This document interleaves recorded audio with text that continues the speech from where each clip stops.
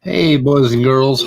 This is supposed to be the after show for our paper and an intervention for poor Andrew. He just can't stay off those live streams. Yeah, we're trying to help him out. Man, he's gone astray, and we're trying to help him out. So anyway, I'm going to put the link in the chat because, you know, this is sort of a free-for-all Sunday night. We don't care what happens. We can talk about the paper. Comment from the chat. Can't stop, addicted to the shindig. Apparently, I'm going to say that. Oh, wait, yeah. I just did. Never mind. Yeah. So anyway, I don't know. Not sure what we're going to do tonight. I was listening to you talk to John Maddox, and it was like, well, I listened to two things today. I listened to David Hayes, David Laurie Hayes, talked to Otangelo today, and he lost some brain cells. And then I listened to you talk to John Maddox, and it was disturbing, actually, because the arguments Maddox was making was making was so terrible. I mean, it was like, if you he was going on about quaternary codes and binary code, and then he has this idea, okay, all these companies are spending billions of dollars trying to store, use DNA as storage. And I don't know about billions. Of course, companies spend billions these days. It's a drop of a hat. I have to admit, his argument is intuitive, but then intuition doesn't have any meaning. Wait, what was his argument, Andrew? What was his argument? Huh? What was his argument? His argument was that if you found, he said this, if you found the code for a 3D printer code inside of DNA, would you think that it was intelligently designed? And you're supposed to answer no, or yes, I would think it was intelligently designed.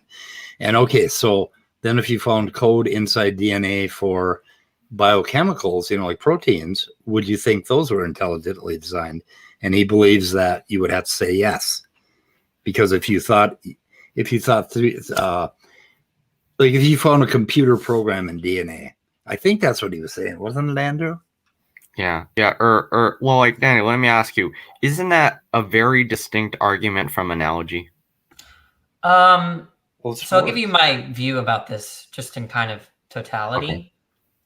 I don't think this is a substantive debate, meaning that because when we're making those sorts of inferences of design, those inferences come from background knowledge. Yeah, right. And so now, at what point is it rational, or is the inference licensed to postulate an intentional explanation?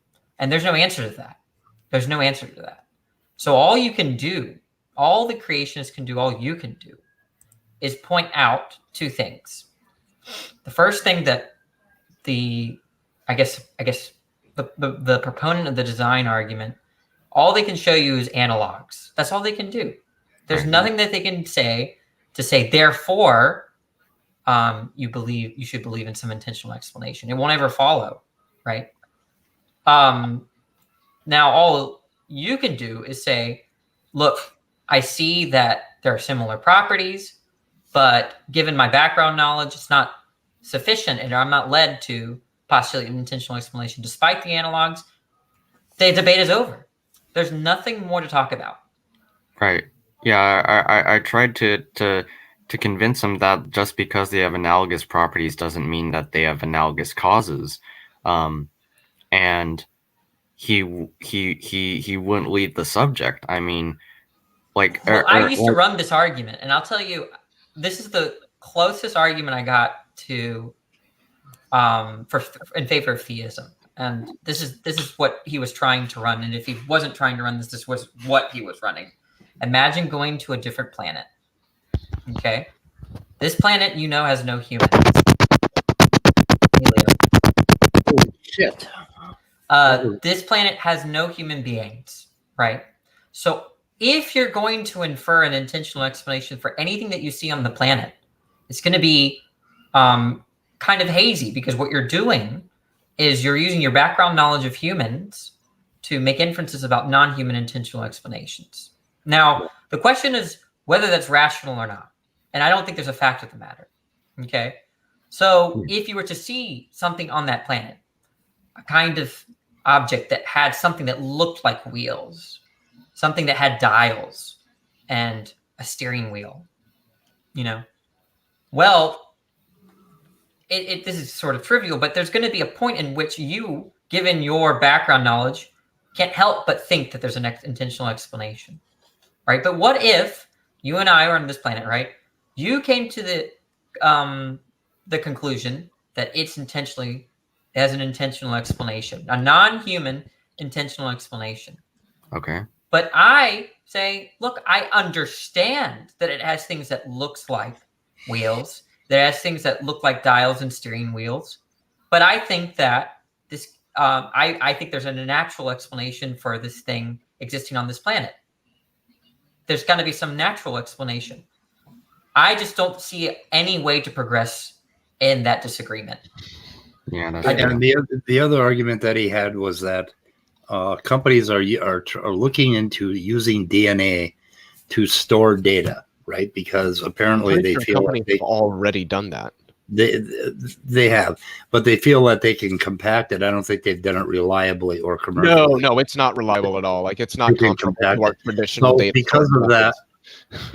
that, because companies are looking into storing data in DNA, therefore God stored data in DNA. I guess that's where he's going with that. But I mean, So- his inferences fail. His entailment fails. What are and we he doesn't- talking about? By the Well, it way, sounds like he has the But there are two. Wait, I wanted to finish. Wait, two but things. who are we talking for about? Andrew? Maddox. oh, Quantum John. Quantum jump. I wanted to say And two more me. things, and then I have to finish my Yeah, paper. go ahead, Danny. So two things. Here's where they go wrong. There are two things that I'm aware of. Okay. Number one. Well, first of all, I told you the only thing that I think could work, okay, in terms of an inference is drawing analogs based on your background knowledge. I don't see a problem with that. I don't see any irrationality. I don't see, quote unquote, a poor inference, right? It's just kind of rational by their lights is what I would say. Okay. But here's the two mistakes that they make. Number one, complexity is no analog. Okay. That's to say, complexity is not a property or a hallmark of design. I don't know why they say that. Okay. Because Well, just think. Look, you can go straight to the most complex thing in on their worldview. God. Okay. God is the most complex being, and not to all of them. Why is he complex? well, Okay, if he's not go ahead. complex, well, presumably they're going to think that minds are complex. Okay, go ahead. Well, I know, and I'm speaking only for this person, and I think we've all heard him say it. Otangelo would say God is not complex because he is made of no parts. But I mean, just to throw it out there, and that's what I was in the microphone at, just to what the fuck with Phil. But yeah, don't I ever would do say that that again. if God was made of no parts, then what is the? I'm going to quote from R and Raw. What is the there that you're calling God? Yeah, well, What I'm a would it be? mereological. Well, I know how I would respond to that. I'm a mereological nihilist, so I don't think there are parts or wholes. But Yeah. I think that's just mental constructions that Mhm. are practical. What were you saying, Danny? So the idea, I mean, that's one response, but not a lot of people are going to respond that way because most people are not mereological nihilists. That's not a common sense view. Most people think that is a table and it has parts and there's some kind of objectivity to that. Okay. If you're interested in that problem philosophically, I think it's called the one and the many. So anybody interested in that, you can look that up. And mereological nihilism is one of the responses to the one and the many. It just denies that there's many, and that there's wholes and parts, right? So there are no clouds. There's things arranged cloud-wise. Okay. But anyways, and that's actually an argument against complexity too, because complexity relies on the notion of parts being real. Okay, but the second thing, okay, that they make a mistake. So they make complexity, and there's another one. Oh dear, can someone help? There's another, like, just a non sequitur. It's the complexity argument, and there's something else that they do. Specificity. That might not be what you're thinking of, but specificity in the function or the operation of something is considered by a lot of creationists and intelligent design conspiracists to be something that indicates design. That what else could assign this, like Altangelo says, like the relationship between codons and amino acids, that there's an assignment there. There's an assignment of meaning, like and the only thing that can assign meaning is that there has to be an intention behind that. Yeah, I the don't agree notion of with that, information's confused, right? That they actually pivot constantly on this, right? They want to say on one hand that things like information as mental, or at least non-physical, and then they say there's information in a physical system, but it's not physical. So I don't know what they're seeing. Were you talking about irreducible complexity? Yeah, well, any kind of complexity, but irreducible complexity being one. Now, irreducible complexity is a kind of complexity. I think there is a substantive category there. It's not like I would eliminate that category, because I think the idea of irreducible complexity has to do with, given these parts, you have emerging properties from the conjoining of these parts. And that without any of those parts, you wouldn't have that emerging property. That's essentially how I understand irreducible complexity, but someone can correct me. Okay, No, that's pretty accurate. Yeah, but there's something else that they do, and I forgot, and it's sad. But I don't think there's anything wrong with someone saying, "Look, that looks like a steering wheel," so I'm gonna think that it's intentionally explained. But I don't see how that's an argument to suggest that therefore you should come to the same conclusion, because it's based on their background knowledge. Exactly. Right. So, yeah, Andrew, were there any other arguments that you gleaned out of what he said? I mean, I have trouble finding arguments with Maddox. Did you find anything else John, in your talk today? No, that was pretty much his whole argument for like half an hour. Yeah. Well, I think it went on actually longer than that, didn't it? It was. I'm gonna say it was half an hour. Where was I'm not this gonna think about it discussion longer than that. Storytelling. I can tell you exactly how long it was. Well, where was the discussion at? I'm assuming on John's channel, but like, was it today? Was it like Nephilim today? Was it yesterday? Was it 10 days ago? It was a couple Hang on hours a ago. second, Leo. Do you want to know? It was 1 hour and 9 minutes. It was today on Nephilim Free's channel earlier today. It was 1 hour and 9 minutes. I Seemed like spoke for forever, an right? hour and 9 minutes. Yeah. Oof. Oh, I found, and this is actually really interesting. I don't think I've ever shared this before. Here's another mistake that they make. Some of them say that, an ID theory doesn't. It's just saying that there's an intelligent being. It's not saying that there's a God. Have you ever heard that? Yes. I have a few times, yes. No, I think that they can't make that claim. That ID theory necessarily, if it goes through, it necessarily implies a God. And here's why. So wait, hold on. Oh, never mind. I'll let you explain, and then I'll. Very that might briefly, answer that my if it's a non-God, we'll just accept God as a disembodied mind for simplicity's sake.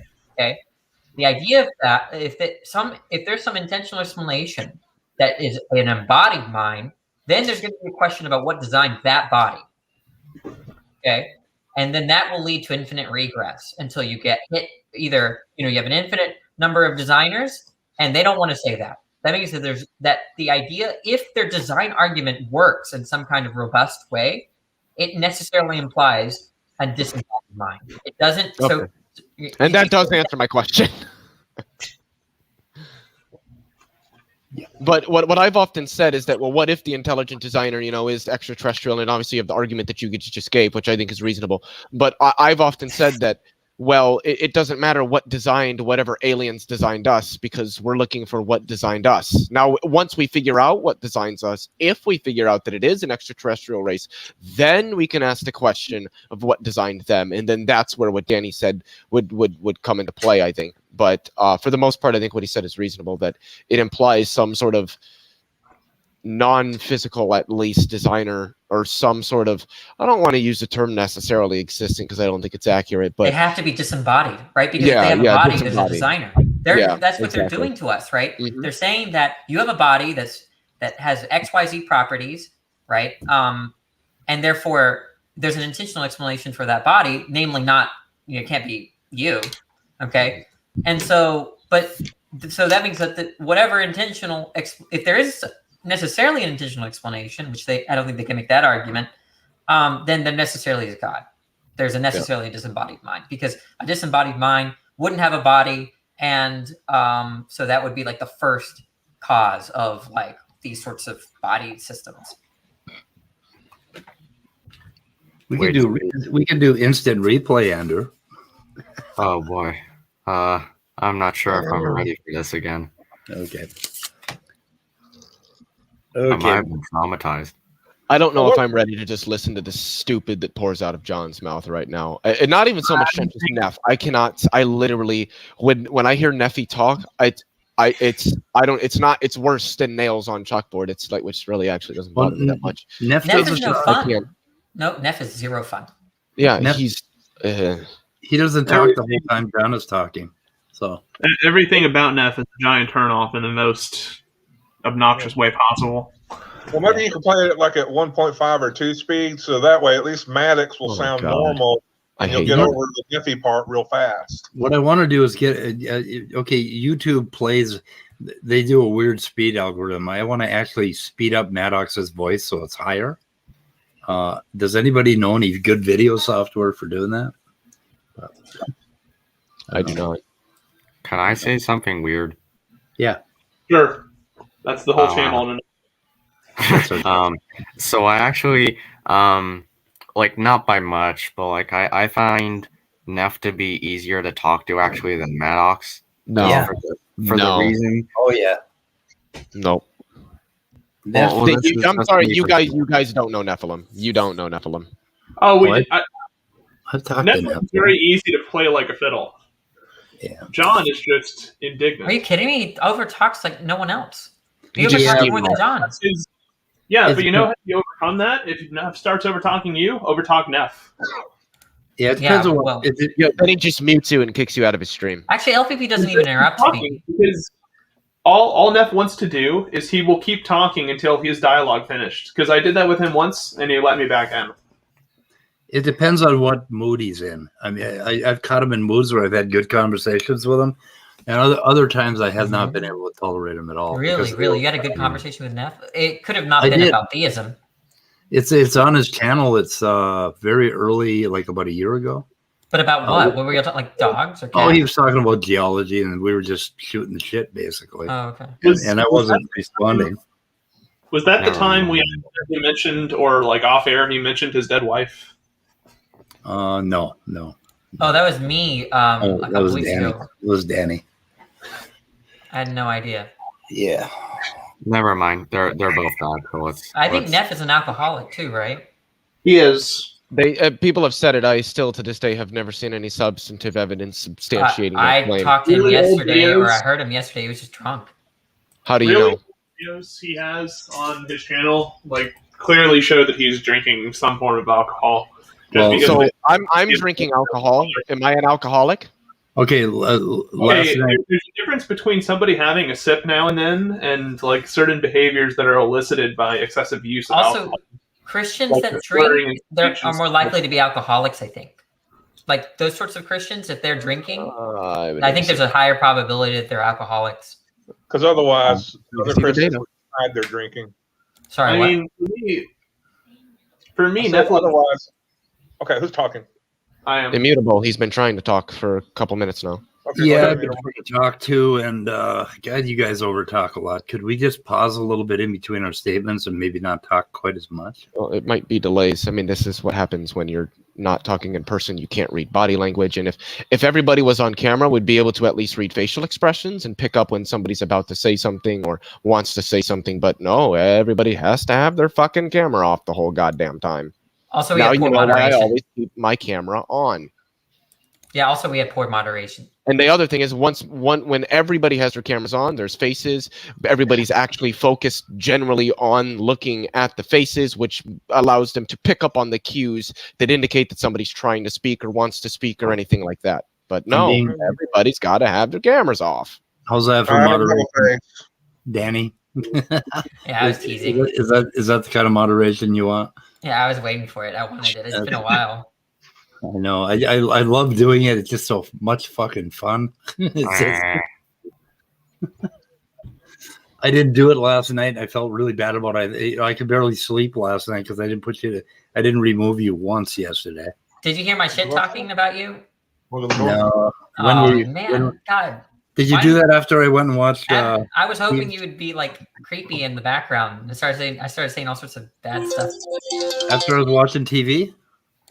Yeah, you sounded very tired and it looked like you were going to bed, but I thought you were gonna stick around for a bit, like behind the scenes. No, I wouldn't watch TV and just watch the monitor from across the room. And then, man, I was going at you, man. Oh, goddamn, I missed it, Danny. I would have put you in the back room. Shit. You know. If you guys start running, I'm gonna leave. Okay, text me next time. I said LPP was a better reasoner or something. I forgot. Oh fuck! Oh god, that stings. Oh, that stings. Well, you should have heard him the other day talking about scientism, and we still have yet to resolve that. Oh, issue. I heard that. No, that's y'all's job. I can't. He's not going to listen to me, right? But y'all, that's your job. He's not listening to anybody about it. It's an asinine position to hold. But well, why can't you just say, "Look, I'm going to hold to scientism. I don't have a justification yet. Let me think about it." Why don't you just say that, and everyone will leave you alone? I do have a justification. Oh no! You guys are just so poor at this shit that it's almost impossible. This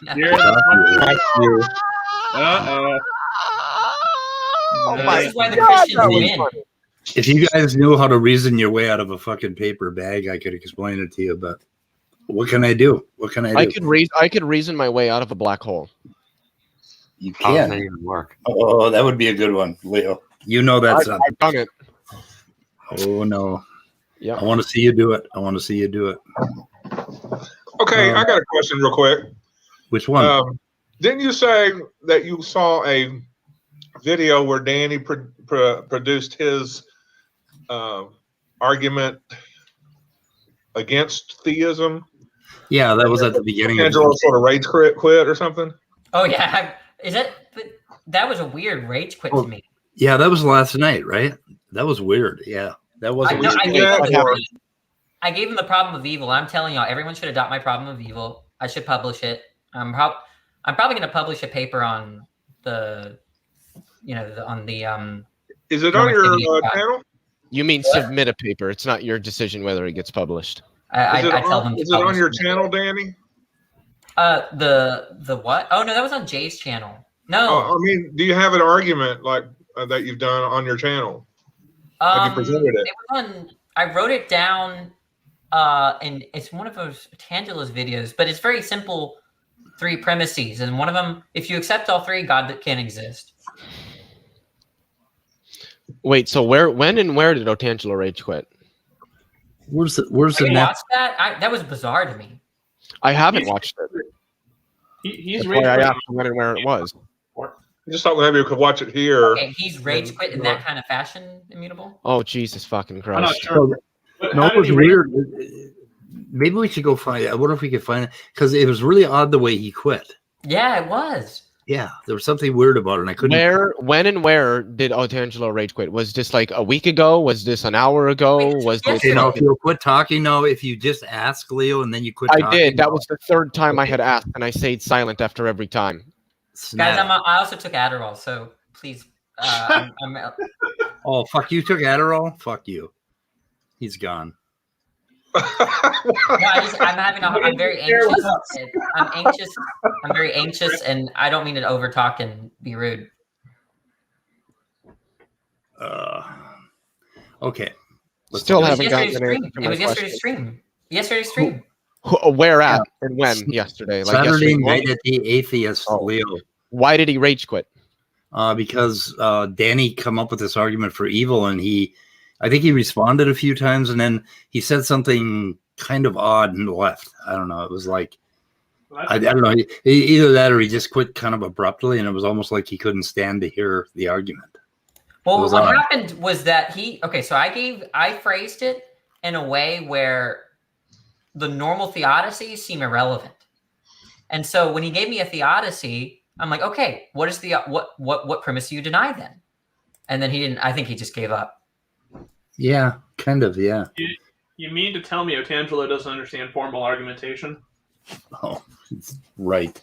Yeah, because the way I designed the argument is such that theodicy, you can just ignore their theodicies and just ask them, okay, you just gave a theodicy. That means you're rejecting one of the premises. What premises are you rejecting? And then they're forced to let go of their theodicy. And then once they pick their premise, then it's a very straightforward consequence. I think this might be a deficiency that both Speed and Otangelo share.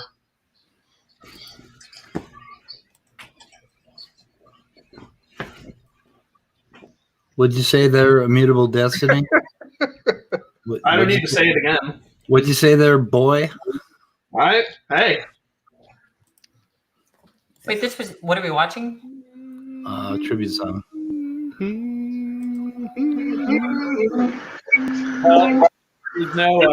Since there's no backlash, you probably agree.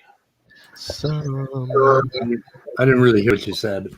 Well, I said that Otangelo and you share a deficiency in that regard. I don't know the logics like you do. You're so good at the logics, and I'm not. I'm not claiming superiority. I'm just avoiding all the potholes I can. You children and your fucking syllogisms. You really think they get you somewhere. They do. Someone quote that. Someone do it. Oh, okay, guys. They get you out of naturalism. Can we all shut the fuck up for a minute? Let me know they don't. Let me know if you can hear this. Yes. Am I gonna get fucking copyright? No. I got it. When I find myself in times of confusion, Brother Evan speaks to me, speaking from the backwards. That sounds like a copyright strike, doesn't it? Is that an actual recording? Huh? The melody, yes. Yeah, that's what I'm afraid of. No, you're not. The tune. Copyright. Well, I could speed it up. Erica said if you go to 1.25, it apparently avoids that. So I don't know. Nephilim free. Oh no, it really are saying Nephilim free. What the fuck? Are you kidding me? Let's see. Okay, we'll try it. We'll see. Nephilim free. Nephilim free. Nephilim free. Nephilim free. He's got all the answers. Nephilim free. And though all the educated people living in the world agree, that was the worst people you could have put up on. Nephilim free. He spent 2 years on the internet, which is better than 10 PhDs. He came up with Luna Bukaki, Nephilim free. Nephilim free, Nephilim free. Nephilim free, Nephilim free. He's got all the answers. Nephilim free. Nephilim free, Nephilim free. Nephilim free, Nephilim free. He's quit using escorts. Nephilim free.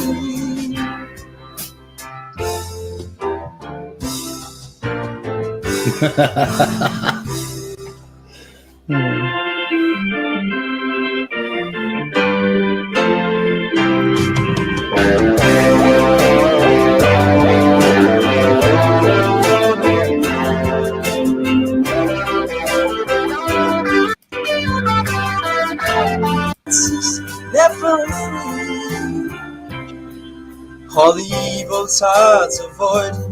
And there was once a famous absentee, John Exodus 2 chickened out, not Nephilim free. He wakes up to the sound of voices telling him what we can't see. Listen to the prophet, Nephilim free. Nephilim free, Nephilim free. Nephilim free, Nephilim free. He'll have his own book in the Bible. Nephilim free. Nephilim free, Nephilim free. Nephilim free, Nephilim free. Listen future's gone, Nephilim free.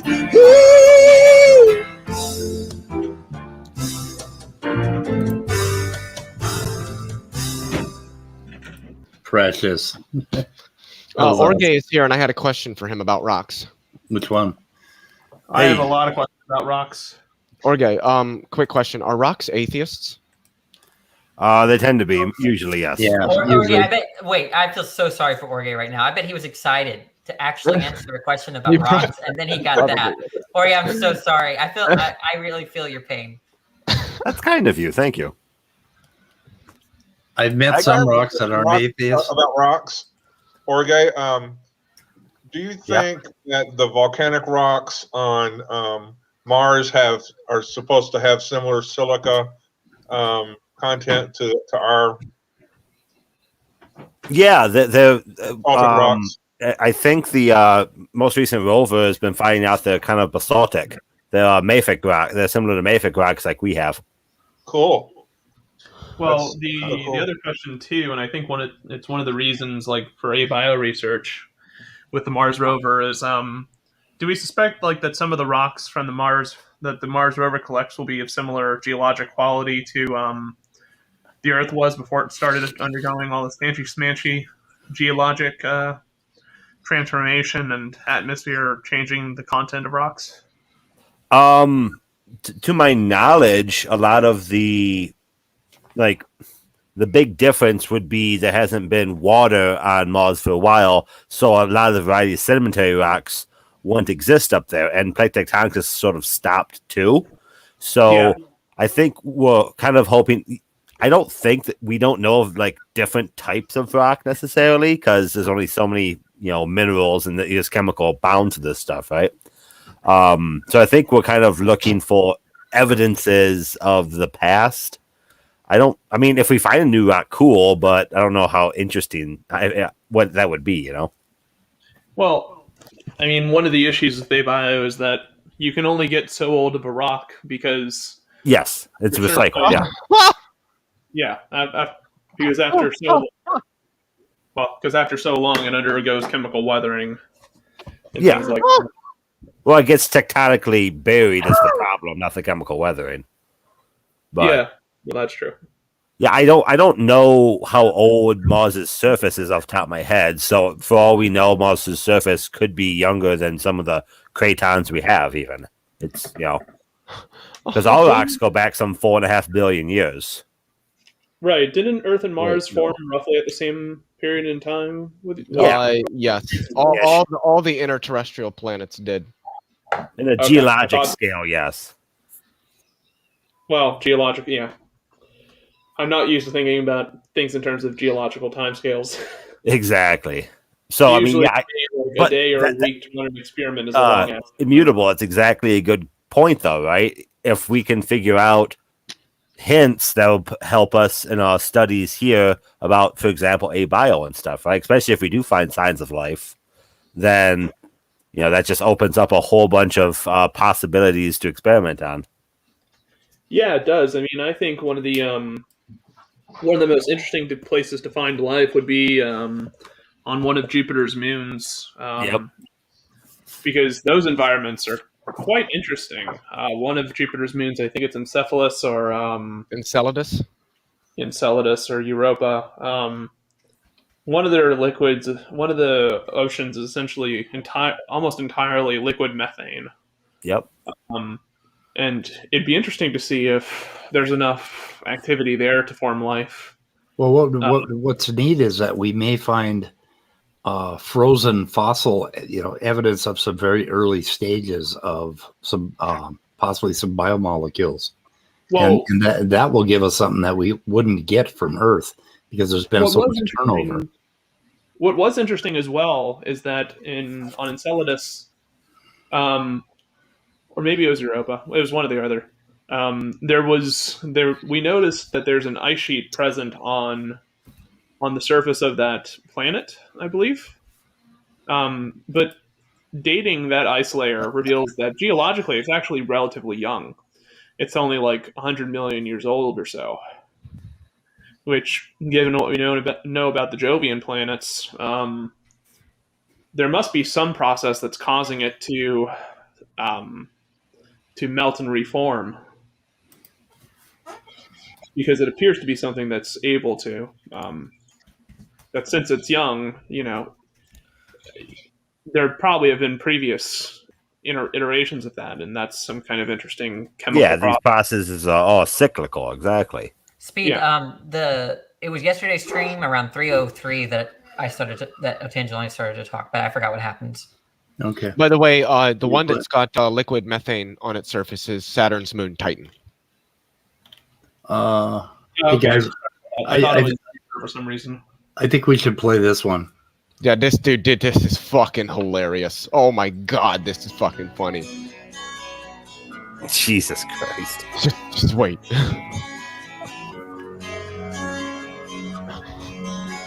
No one knows what it's like to be a damn fool, to be a real tool, behind crude lies. And no one knows what it's like to be a creatard, a real retard, and telling only lies.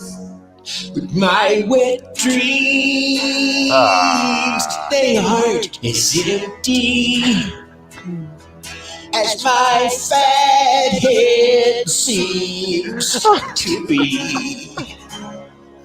I take showers when I'm lonely The headset I can't with Mr. Bonely.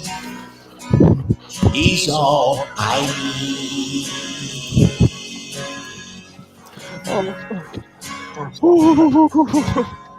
And no one knows what it's like to wear these headphones like I do. They're heavy too. And no one tries quite as hard to sound clever. But I never got past high school. But my wet dreams, they aren't as empty God, I hate that visual. as my fat head seems to be. I take showers when I'm lonely with Mr. Bonely. He's all I need.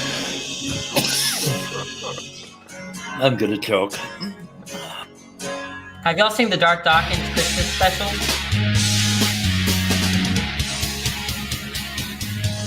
I have not. Oh my gosh, we should watch it. When my lips start to open, I stick my head deep inside my ass. And when I smile, it's so condescending as I twist and ignore the facts. And if you tell me anything evil like evolution or geology, keep me dumb, let me say God did it. I put my faith in mythology.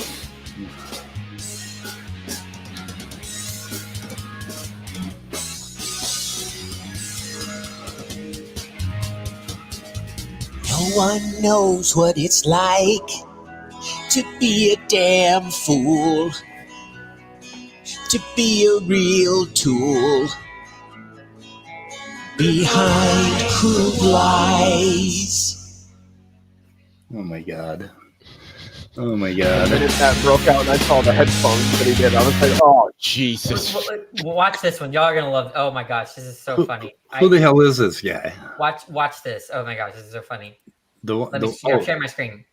Oh, okay. You know, it's 2 minutes. We should have. We should see if it's one for Otangelo. What's that?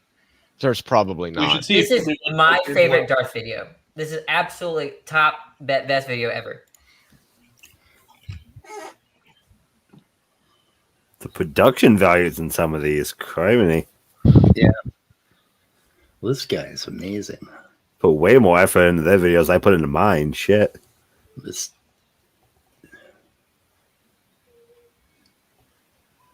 I'm not hearing anything. Are we supposed to be hearing anything? Yeah, we're not hearing anything, Danny. Did you hit share audio? No. How do I do that? You got to stop sharing and then reshare it and click the share audio. StreamYard's so stupid, man. Because StreamYard is a fucking piece of shit. They have so much potential, but they're just so dumb. They don't. This is what I would imagine streaming would be like if it existed in like the 50s. StreamYard. I mean, this is archaic. This is medieval. This is like a human rights This isn't violation. medieval. This is fucking antiquities. Okay, It's not a live stream until Leo bitches about StreamYard. Can I hear it now? Grab some eggnog. Let's gather around the fireplace and celebrate the birth of our blessed Lord with the soothing sounds of a very special Darth Dawkins Christmas collection. 753 wonderful hits.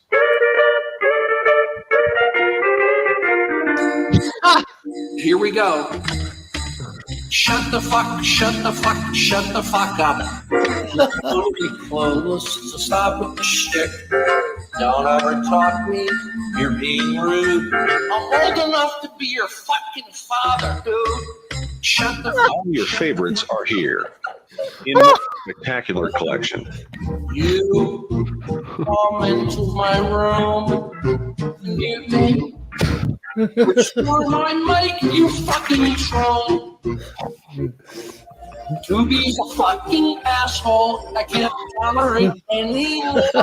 I've had to quit this server 4 fucking times before. Digitally remastered and expertly rendered in high quality audio. Never before has such a splendid Are you compilation. referring to the doobie that owns the politics server? The problem with homosexuals is that God made male for female. The Bible is very clear. Don't be queer, don't be queer, don't be queer. Thank you.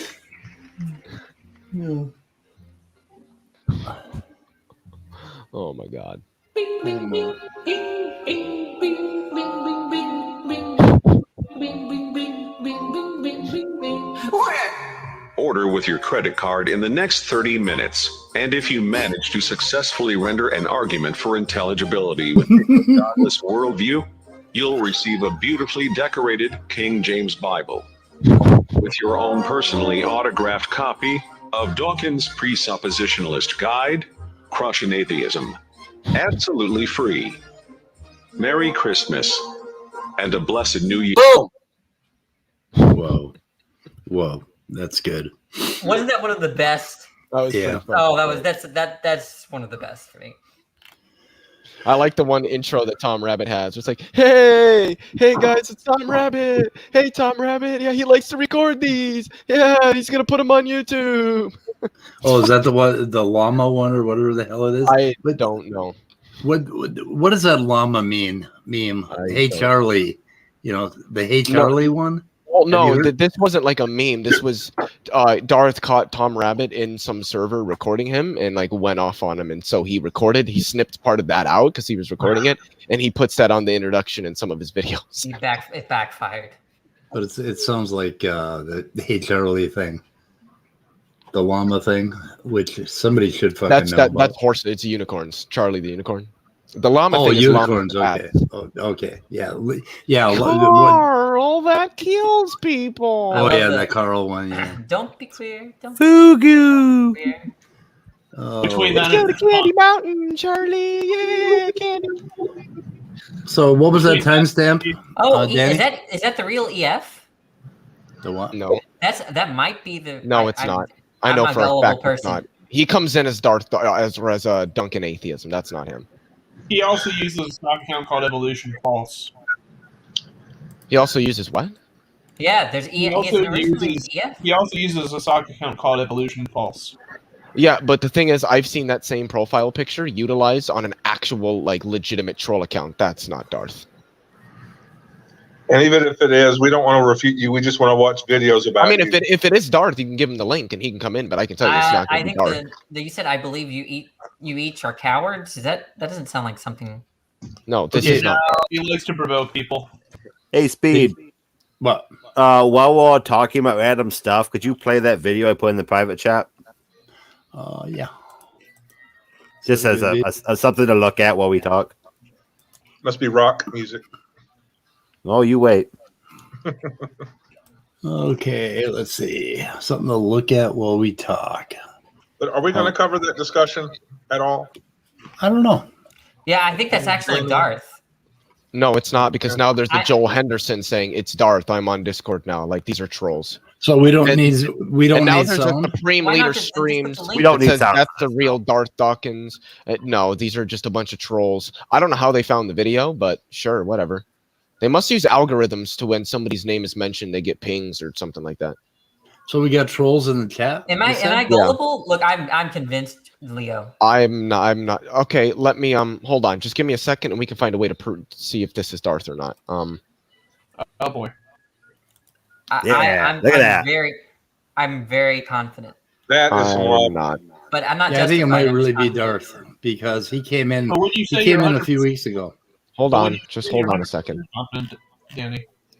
Why can't I see him? Fuck. Play that beautiful. Yeah, I know soft Goose. image. I know Goose. Goose is in that Reformation Discord. That is him. I don't know who the fuck Goose is. And now Gus. Altangelo's here. He's a Darth Dawkins. What are those little Okay, fish that follow the so- shark? I've never interacted with Darth Dawkins, so if that is him, Let's I'd get like the to meet him. I link. hear a lot.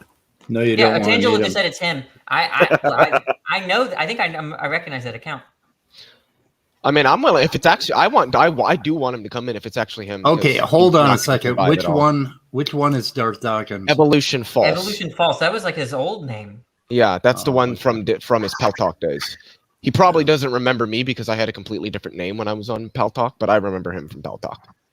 Yeah. His arguments are shit. They've always been shit, and they always will be shit. Well, he hasn't refined them at all in the Well, past. Speed thinks he's not a very good debater, so Speed should Well, he's debate not. him. He's So not. did we summon him? I don't Well, know. y'all are so hesitant. Y'all should have Well, just. no, the problem is he's got goons, he's got acolytes all over the place at any time. I'm pretty sure a lot of them use like algorithms that they get pinged whenever he's brought up in like a video. Why is Oh, nobody yeah. putting the code in there? Okay, look at. Okay, I think Otangelo is the one that brought him. That told him about that we were playing the video. Maybe. Where's the link? Do I have to do it? What? Well, Speed has not said whether he wants him to come in, and I'm not just going to throw the Speed, link out we if do- Speed doesn't want him. Speed does Wants want who him to come in? Darth? Darth. What the fuck would I want him in my fucking stream for? Are you Yeah, guys traffic out of your alone. fucking Dude, I can mind? tell you. Fuck One thing I you. can tell you that if he comes in, No, he ain't This- coming Wait, in. why are you this saying video will fuck you? You have told this me- video will have over 1,000 views. You told by me the a end of few the day months ago tomorrow. that you wanted to grow the channel. This is a way to do it. I mean, it's not even saying that like actually is. Darth is Legitimately good. is. It's just saying that like Darth will bring like you Like, will if probably go up anyone here- 50 plus subscribers. I want by to the meet end of him. tomorrow. If He anyone, sounds like a nice if, guy. if anyone here is embarrassed or embarrasses Darth, you will get subscribers. I can Now do you that. get, yeah, now you're getting my attention, Danny. Well, come on. I can't. Well, he hasn't tried to come in, so Well, Well, you because haven't you even don't put the have link. permission to throw the link out. Yeah, put the link out. oh, I got it. Yeah, he scrolled up and he copied it like anybody who wants in can do. For the record, this video is really sweet. I hope you guys have been watching it. People. yeah. I like is that that's Iceland, right? That's live. It's a live volcano. That's what's happening now. So all the stuff made it up to the surface. Yep, it's been erupting for a day or two now. Wow. Me, Speed, and Dessel all put. Okay, or Drace guys, all put it's the Darth. link in. Oh, Speed, yeah, listen. yeah. I was at Darth's. I was at Darth's Okay. Discord channel, and I saw that you guys were streaming Darth's interaction with Danny, and I invited him to come here to the stream. So it's him. He's here. You invited him? God. Well, we love you, but fuck, come on. There's Oh, hi. Hello. Okay, so I understand you guys are buying my Christmas holiday song collection. But Yes, Darth, we you are. admit that We you already like that ordered. video. You admit that you like that video too. I have. I think Yeah, it's very it's funny. a great video. It's hysterical. It is hysterical. it's a sign of notoriety, at least. Yeah.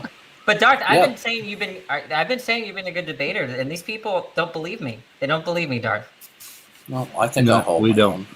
He's a good interrogator. He'd be great working for the FBI as long as he's playing the bad cop. He needs somebody to know balance. Maybe Danny could be the good cop and Darth could be the bad cop. I don't think Darth wants to debate. Well, I think no, I won't debate you because you're a scumbag. Because you double crossed me. Okay, you double crossed me. You decided that you wanted Do you to even be. remember what I did? Okay, why are you over talking me? Okay. Because I like to overtalk Darth. I wasn't talking to you. I was speaking to Danny. I don't really if this is going to Darth. be, listen carefully. If this is going to be a typical atheist shit show, then I'm not going to waste my time with a bunch of man-childs. Okay. What did you expect? Okay. Well, I don't know. I have to find out till I interact with people. Okay, go ahead. But Danny's a scumbag, and he knows why he's a scumbag. If you want me to explain, I will. Okay. So now, if you guys want to mock me, that's all fine and good. But if you want to, what I find is, can I listen, dude? Listen, I appreciate you inviting me on, but what I don't appreciate is when I'm talking when I have, people who just overtalk. I'm not hogging the microphone. You are fun to listen to, so go ahead. There's no topic that's been introduced. Okay. Well, what I do find is the vast majority of the atheist YouTube community, with rare exceptions, are ballless, feckless, spineless cowards. Okay. Sure. Yeah. Pretty much describes us. Are you in the majority of the atheist community, or are you in the stream? Yeah. The majority of the atheist community, many of them just refuse to have a dialogue. Like, for example, Doug from Pine Creek. You familiar with Doug? Yeah. Yeah, I've known. Okay, I interacted with him twice several years ago, and he got smoked. And so I called in less than a week ago. Nobody was calling in on his show, and he invited people to call in. And then he wouldn't let me interact with him. He kept on muting me, and then he proceeded to mock and ridicule me. So, he pretends like he's got brass balls, on his own show, but he doesn't want to have a level playing field conversation about his atheism versus the Christian worldview, right? Because he knows that if he does have a interaction, and I thought it was pretty even on Doug's part, so I'm not quite sure what you're referring to. Okay, who's speaking? Scott. My name's Scott. Okay, I'm looking at the screen. There's some that it's for who? Scott. Second up from the bottom. Scott. Well, first, what you're not aware of, how you could conclude it was a level playing field, when the fact of the matter is I was muted much of the time, and then you overtalk people and get loud. Yeah, dude. Listen, do me a favor. Scott. This is very important. Scott. Do me a favor.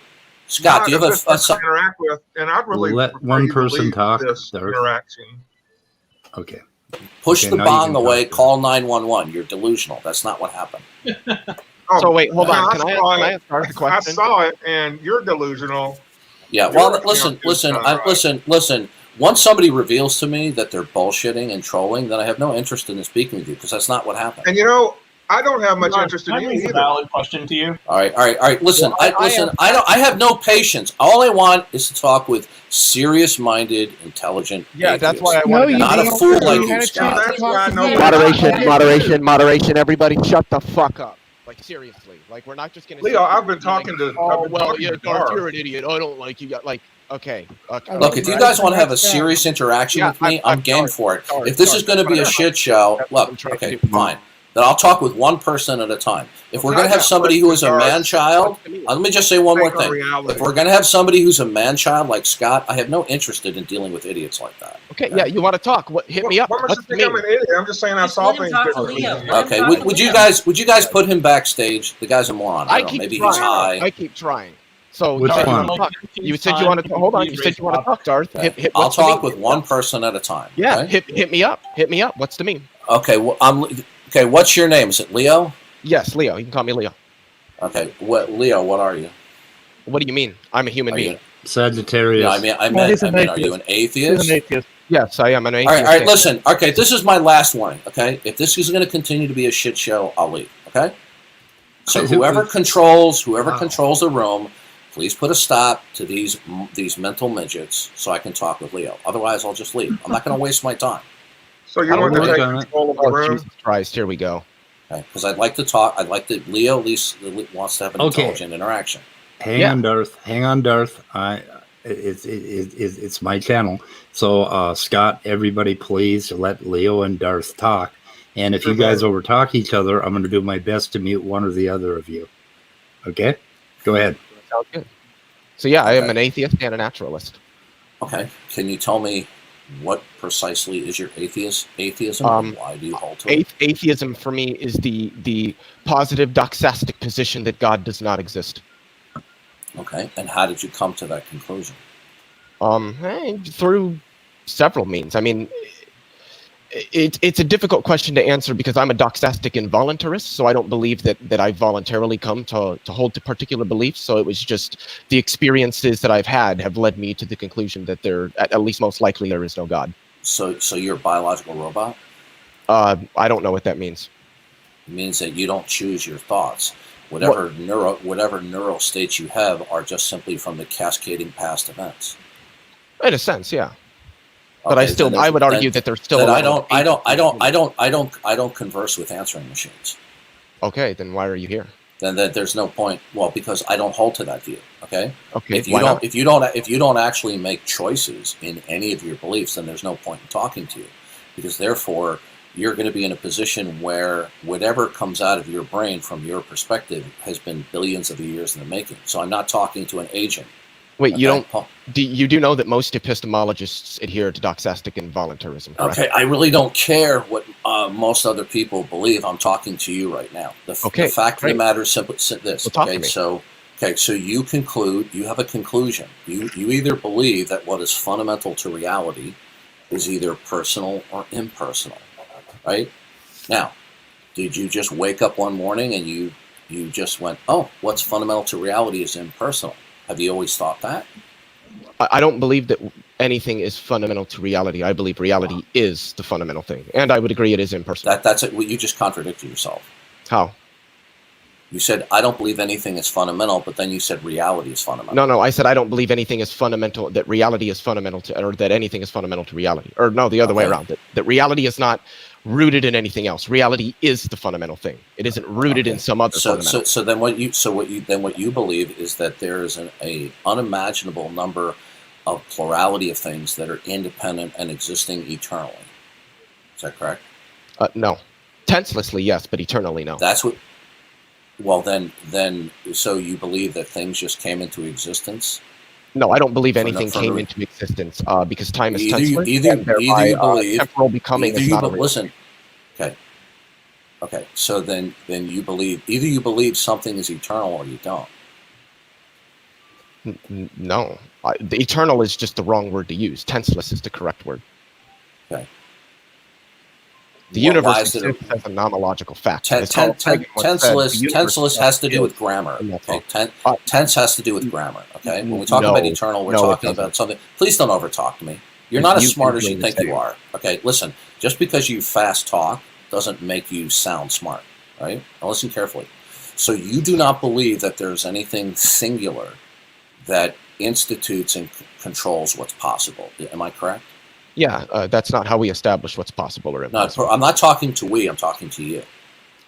Sure, I don't want to hear as a species, as a society. That's not how we establish what's possible and impossible. Okay. I'm talking to you. Okay. Now, is anything impossible? Of course. Okay. What is it that makes anything impossible?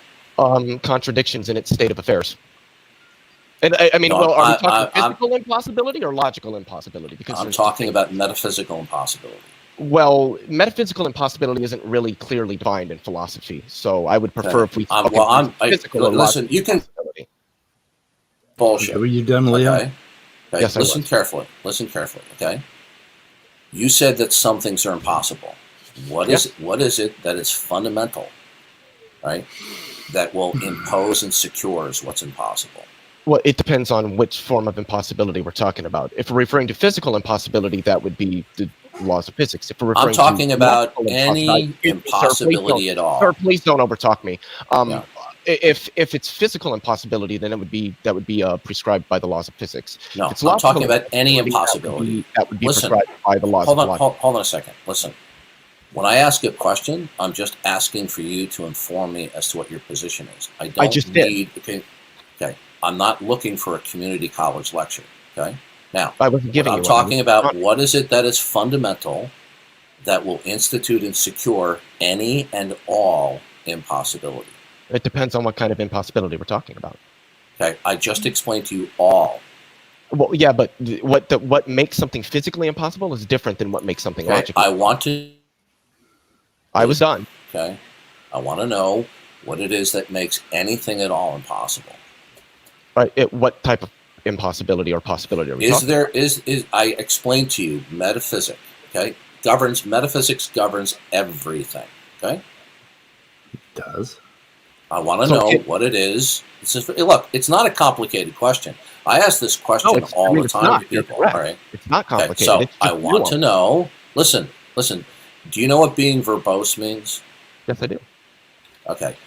Giving me a verbose response is not giving me a cogent response. I'll ask the question again, because all you're just doing is responding with verbosity. I want to know what it is that will implement and secure why anything is impossible. Anything at all. I already answered. Yeah, well, that answer was not satisfactory. Well, for you it wasn't. But the thing is, it's not about what you consider to be. Listen please to don't me. overtalk me.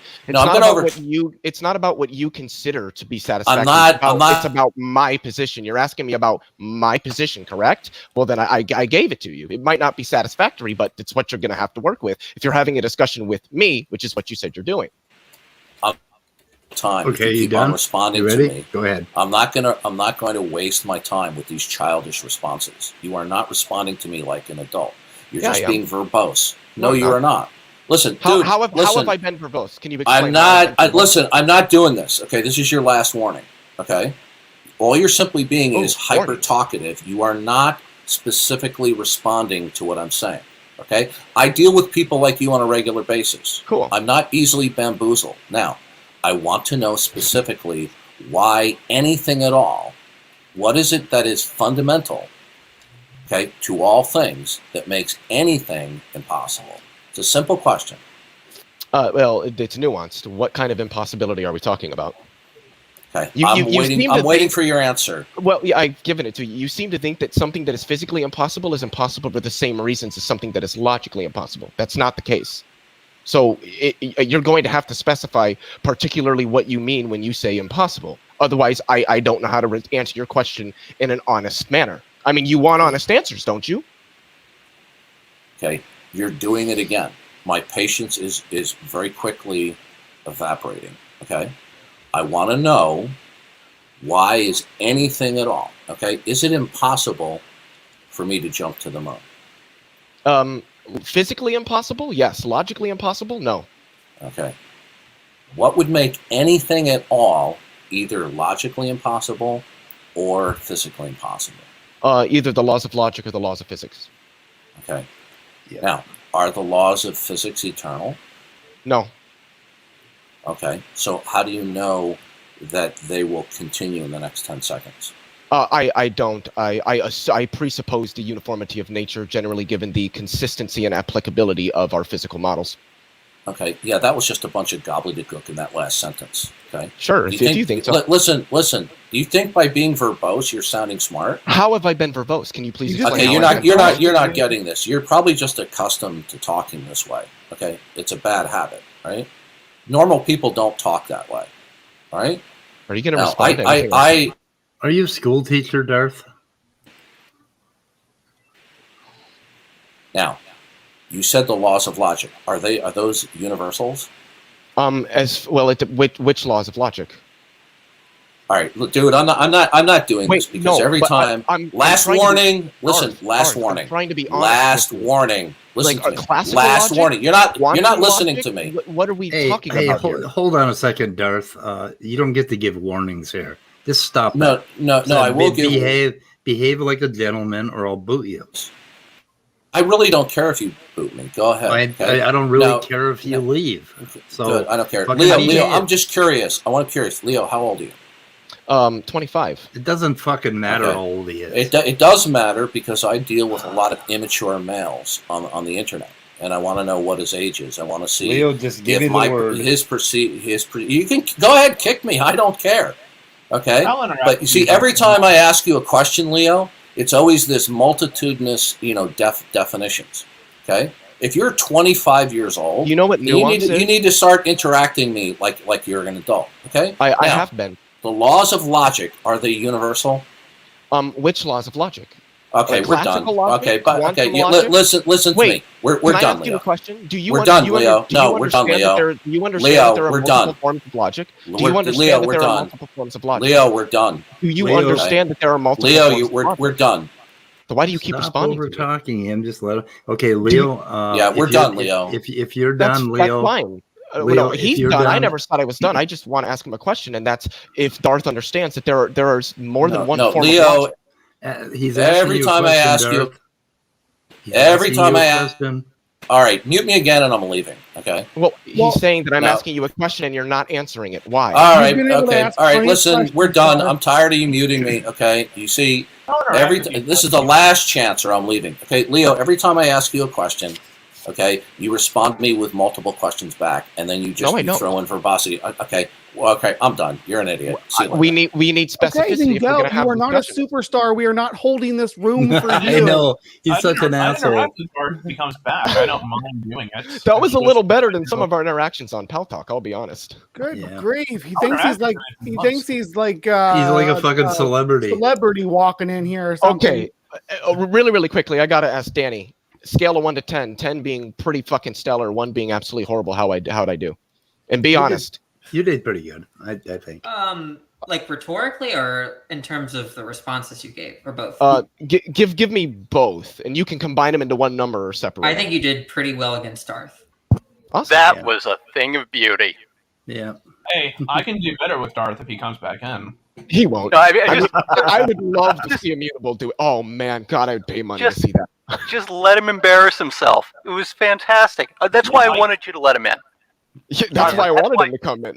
That's why I went into his server and I confirmed it with him that it was actually him, so that he would actually come in, because man, he cannot help but show his ass.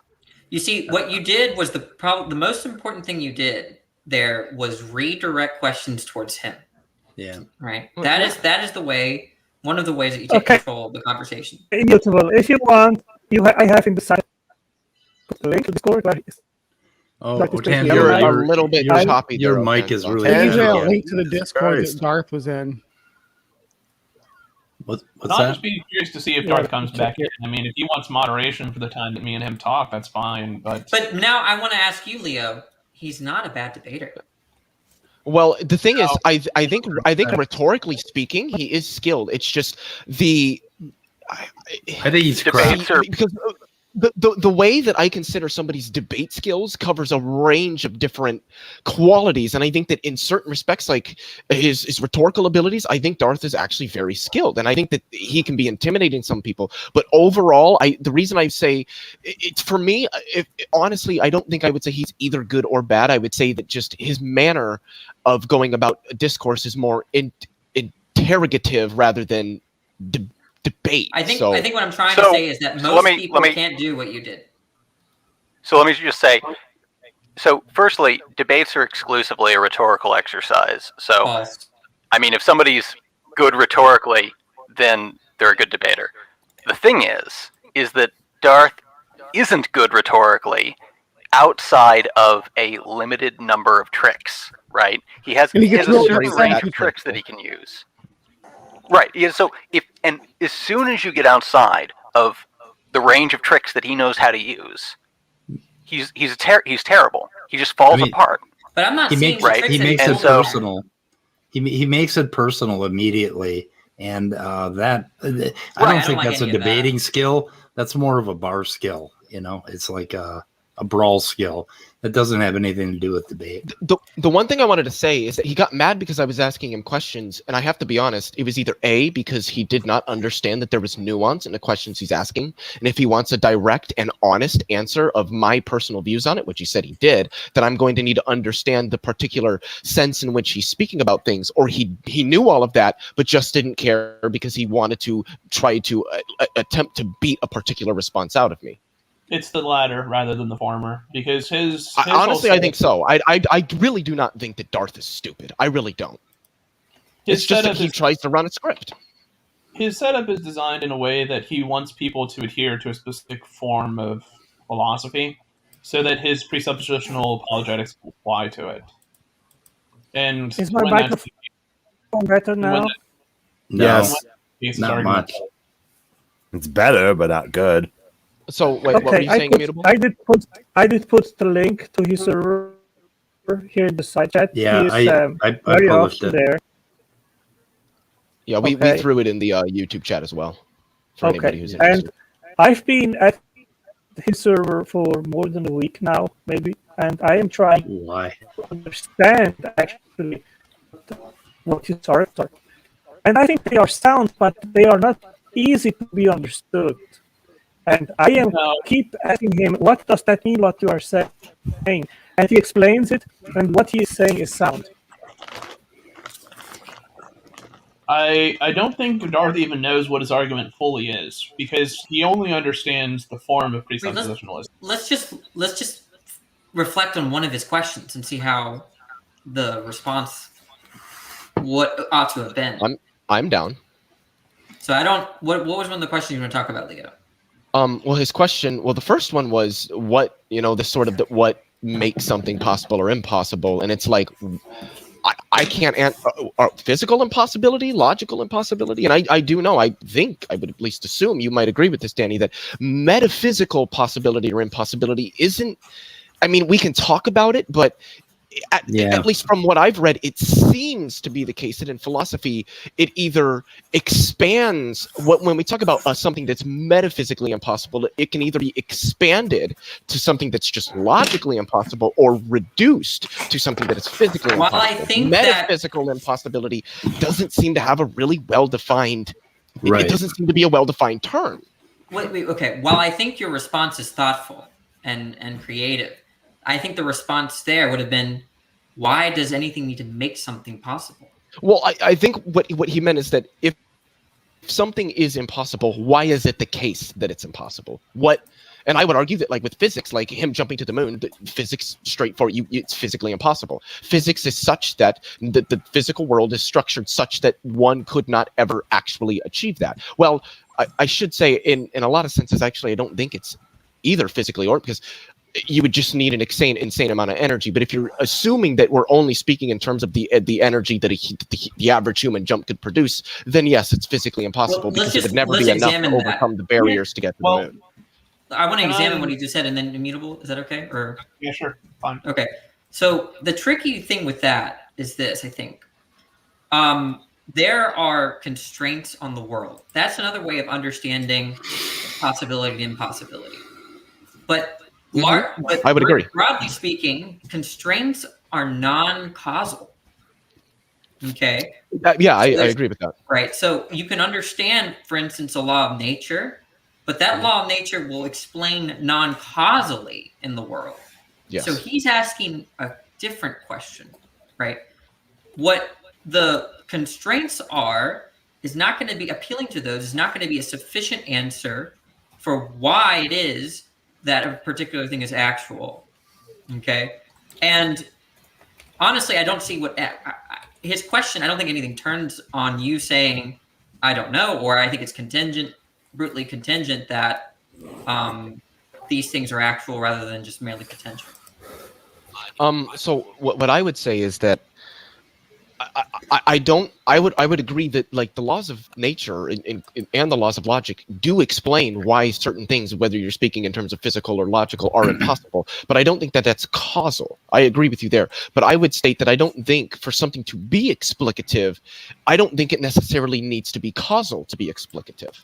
The laws of physics don't cause things. They don't, as you would say, Danny, they don't stand in causal relations with anything. But that's more because the laws of I would argue the laws of logic as well as the laws of physics, but other people might disagree with me on the laws of logic part, that they're abstract conventions of the human mind that are utilized as ways of describing the physical reality as we experience and understand it to the best of our ability. So they tell us about the way that reality is, and it's the way that reality just is, regardless of our ability to experience it, that tells us, at least physically, why things are possible or impossible. I think Immutable wanted to say, oh, I thought you... The laws of, I'll finish up with this. The laws of logic, physics do tell us why things are possible or impossible, but it's not that I don't think he didn't understand the nuance, it's just I don't think he cared. Well, I mean, I think, and probably if I had interacted with him, I wouldn't have made the distinction between empirical possibility and logical possibility, because one is a subset of the other. When something is empirically possible, usually, what it means is that it's been formed under a type of logical convention by a conditional statement, right? Or by some. So would you say if something is physically impossible that it is also logically impossible? Because I don't know if I would agree with that. There are things that are logically impossible that are physically impossible to occur, right? Mm-hmm. Yes. Wait, what? Logically? But say that again. Immutable? I think there are things that are logically I think there are things that are physically impossible that are logically possible. Oh yeah, okay. Right. So I mean, jumping over the moon. Yeah, something like that. That there's nothing logically within the logical that restricts that from being a possibility of occurring. Right. Mm-hmm.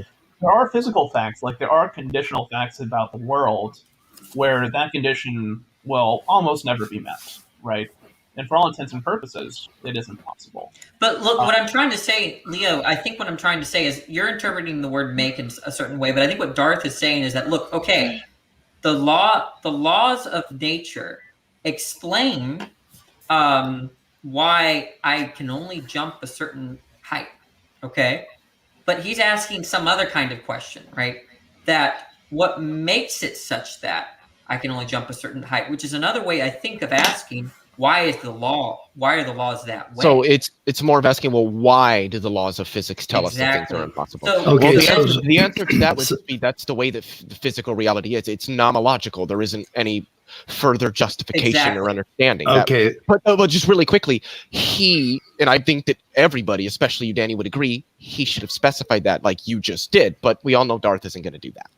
He's asking I don't think there was a mistake there. I think what he was saying wasn't a little. I was going to say something, Danny. Go ahead. It's your channel. Okay. Basically, if he asked about metaphysical possibility, then it would depend on the metaphysical model. And there are ways to develop minimal metaphysical models. And it's a tough problem, but you can come up with metaphysical models that make certain logical laws different from what we know of them as. So if he's asking what is metaphysically possible, I think what Leo said originally is correct. It's too vague and too open. It's too ambiguous. Yeah, well, it's too open. Ambiguous, That's a good you way must to put have it. a different concept of metaphysical possibility than all metaphysical possibility. How I understand it in the literature is it's necessity de re. Okay, so there are two kinds of necessity. Wait, no, it's necessity what? De re. What does that mean? What I is? know what that means. So let's just take a simple proposition. Reality. Let's take a simple proposition. A is A. That's necessarily de dicto I think de dicto literally means like of the sentence, right? Necessarily A is A. Okay. Necessity de re is necessity of the thing. Okay. So wait, I just want to make sure I'm understanding. There's a necessity in the sense that the necessity is contained in the thing, and then there's a necessity in the sense that is contained in the sentence or the structure of the way that something is defined. Right. If you're talking about de re, necessity de re, then you're referring to this. That? DERE space RE. Maybe this is what. Okay, if you're talking, relating to the property about what is possible in this reality, this metaphysical model, right? I think a proper answer is we don't fucking know why this particular metaphysical model is extant, why it exists. We don't have the answers yet. It has to do with whatever in the hell the entire cosmos is doing to us, right? Yeah, it's de dicto is about what is said. De re is about the thing. That seems to agree with what I was saying. That a de dicto necessity is a necessity contained in what was said about something, whereas a de re necessity would be a necessity contained in the thing, independent of how what you say about it. Would one way of framing it be in this way? Would to say that necessity, that there's one form of necessity that's inherent to an object itself by definition, in the way by not way even we by definition. Look, first of all, I wanted to give an example, but stipulate this, that metaphysical necessity is one of the most controversial kinds of necessity. I reject it wholly. Very true. Okay, it relies on the metaphysics and philosophy of language that Kripke and Hilary Putnam put forth in like the 70s or 60s or whenever they were alive. But what they're essentially concluding, does anybody know Putnam's twin Earth example? I've heard of it because I've heard a bit of Putnam, but I'm not going to get into it. But for those that do know about it, it applies here. The idea is this: the conclusion of their arguments is something like this: that water is H2O, essentially. That at whatever possible world where water exists, and that's why it gets the name metaphysical. Wherever water exists, necessarily it's H2O. That is de re. Yeah. Okay. Now, it doesn't mean that in every world that there's water. Okay. It means that in every world in which water exists, necessarily it's H2O. Yeah. Okay. So that's why it's called necessity de re. The necessity is not of the proposition necessarily water is H2O. It's something like water is necessarily H2O, which makes a difference in the meaning. Mm-hmm. And I reject that kind of necessity. I don't know. I reject it. Just really quickly, I wouldn't say that I reject it. Not that I accept it, but I lean more towards rejecting that for a lot of some of the reasons that you've outlined before with me, Danny, on water and H2O and everything. Just really quick for Lena in the chat, drop the S off of Ray and then it would be correct. DE space RE, de re. I will say that a lot of theists utilize metaphysical necessity. They love Kripke. They love Putnam. I think both of them were theists. Okay, really quickly, just because this is pretty big. Tom Rabbit's asking you, Speed, are you there? Speed. Yeah. Speed. Okay, Tom. No, I just wanted to make sure.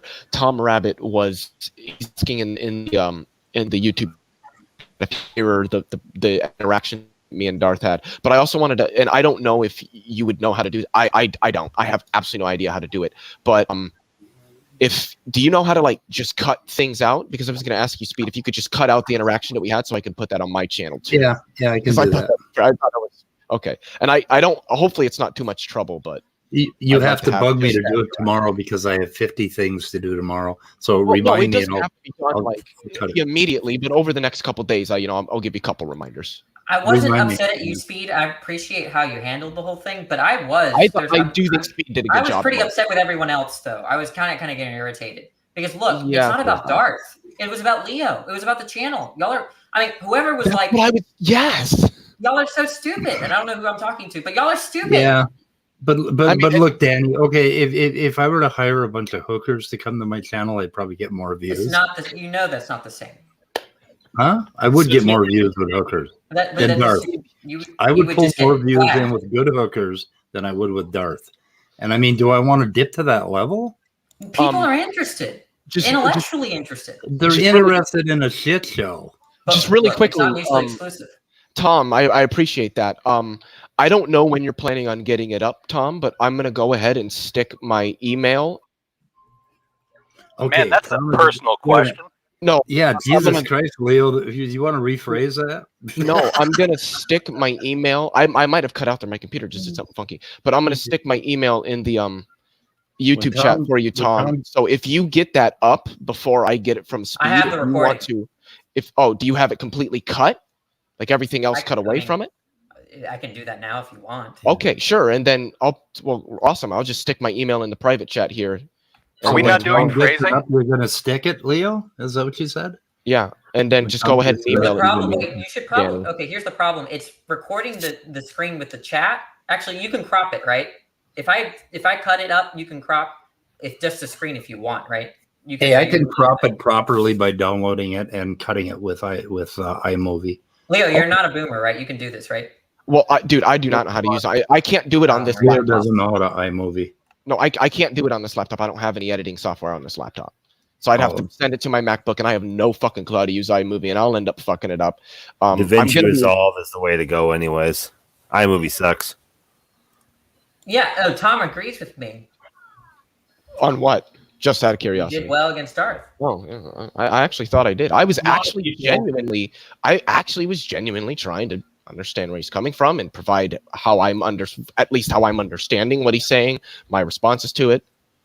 He doesn't like that? Okay. It's just something I just saw in the chat that somebody wishes Otangelo would join. And I agree, it would be nice for him to join, and we can see if we can work through if he now realizes how earlier today he rejected the existence of acids. Wait. He rejected gravity acting on gases the other day. So. What? Well, because I made the point, he was asking which came first, a proton gradient or the proton pumps, right? Yeah. I think that's what he was asking. He was at something, proton gradients or something. Who cares what it was? And I just made the point that proton gradients exist abiotically. Are we talking about Otangelo right now? Is that what we're doing? Yeah, because I saw it in the chat. Because acids exist, and they're made at points. I just don't. So you get a proton gradient. I'm just not perceiving any value. That's just the way chemistry works. I'd be interested to get him to talk about that. I was trying to be nice when I was talking to him in real life. Can someone explain to me the value of Otangelo? Someone, please. The fact that he prevents this from being an echo chamber, and he's the only creationist that we've met, at least for the most part, that has the balls to come in here, literally into the lion's den. Whether he performs well or not is a different discussion. But hey, can I just point out? I gotta push back on that description. The lions were not the bad guys in that story. I think it was the Romans who were the bad guys in that story, right? Hey, Leo, Darth is inviting you. Yeah, I know. I'm answering. So instead of typing it, just Otangelo, you can tell him that if he gets a hold of Canadian Catholic, I will gladly have a discussion with him in philosophical checkmate. But I will not have a discussion with him anywhere where he has the ability to moderate the discussion. Right. He's not fair, straightforwardly. So if he wants to do it on PC, on CC's Discord server, I'll do it. We just tell him to get a hold of Canadian Catholic and schedule it. I'm 100% down. Yeah, you're going to want to record it. I don't know. It's going to be pretty difficult. If that happens, I will record it. 100%. You guys should debate on modern day debate. I don't think he'd go on. But if he wants to, Otangelo, I'll debate him on modern day debate if he's down to go on. Just got to let him know and then let me know. Either that or he's a coward. Yeah, make sure to pass that along. Hold on, if he's scared of an immature 25-year-old, fucking guy that I think all the things that he said to me, then sure, but that's the term he uses for everybody. Don't be put off by that. Yeah, Tom Rabbit said something about I'm probably like 80 or 90. I just didn't know what he meant. You're better than 80 to 90% of people that encounter with Darth. That's what he means. Oh, okay. I did not understand the context of that at all. My bad. I actually interacted with Darth like a while back in my own history with G+, and that was before I understand philosophy a lot. But yeah, it's. Do y'all know my backstory with Darth? I don't. No, I don't. You guys might know my backstory with Darth if you guys remember Michael Klein. The name sounds vaguely familiar. I've been thinking of Michael Furr or something. But what happened was when I came on Discord about 2017 as a Christian, a kind of Craig Parrott and a poor one at that. And I wasn't a poor one, no offense, but I was a Craig Parrott. I was a pretty poor Craig Parrott. Hey, boys, Danny, do you want to pull up that Otangelo part from last night? Okay, well, you don't have the. I can do that. Can you give me the timestamp again? 3:03. 3:03. Okay. That's where I think it starts. But here's what happened, right? I was kind of like Otangelo, constantly talking atheist, and then but I was dunking on them because I was just using Craig stuff. I wasn't a younger creationist or anything. So it was all philosophy, and most people didn't know how to respond to Craig's arguments and like the typical. It's true, and this is why I'll hammer atheists. Like when me and you, Danny, we weren't hammering him, but we were talking with John, JP, on the modal scope fallacy and the problem of evil. Like, I'm going to be honest, I do think the ones that we associate here generally, I think, are can pretty strongly support, you know, their atheistic or secular positions, but I think a lot of atheists really don't do a very good job of defending atheists. A lot of theists don't do a good job either, right? No, they don't. They really don't. Read one book by like Graham Oppie, and then you're set for the rest of your life in terms of most theists. 99%. Hey, I got a Graham Oppie. I like him. Yeah, he's a naturalist too. He's like the only one of the few naturalists I respect. But he really waters down what naturalism is, though. The idea is actually maybe he doesn't. I think he does take a typical view of naturalism. But the thing with anyway, I was a Christian and I could not. I was invited to a server called Krillism, and Krillism had all Jack Angstrike, Josh, Justin, the people that had been. Well, they do stock Darth Dawkins, and they are very philosophically inclined. The first person I debate is Jack Angstrike. Okay. Within 15 minutes, I say, I don't know how to respond. Give me some time. In which case I look for all the answers. I go through Craig's books.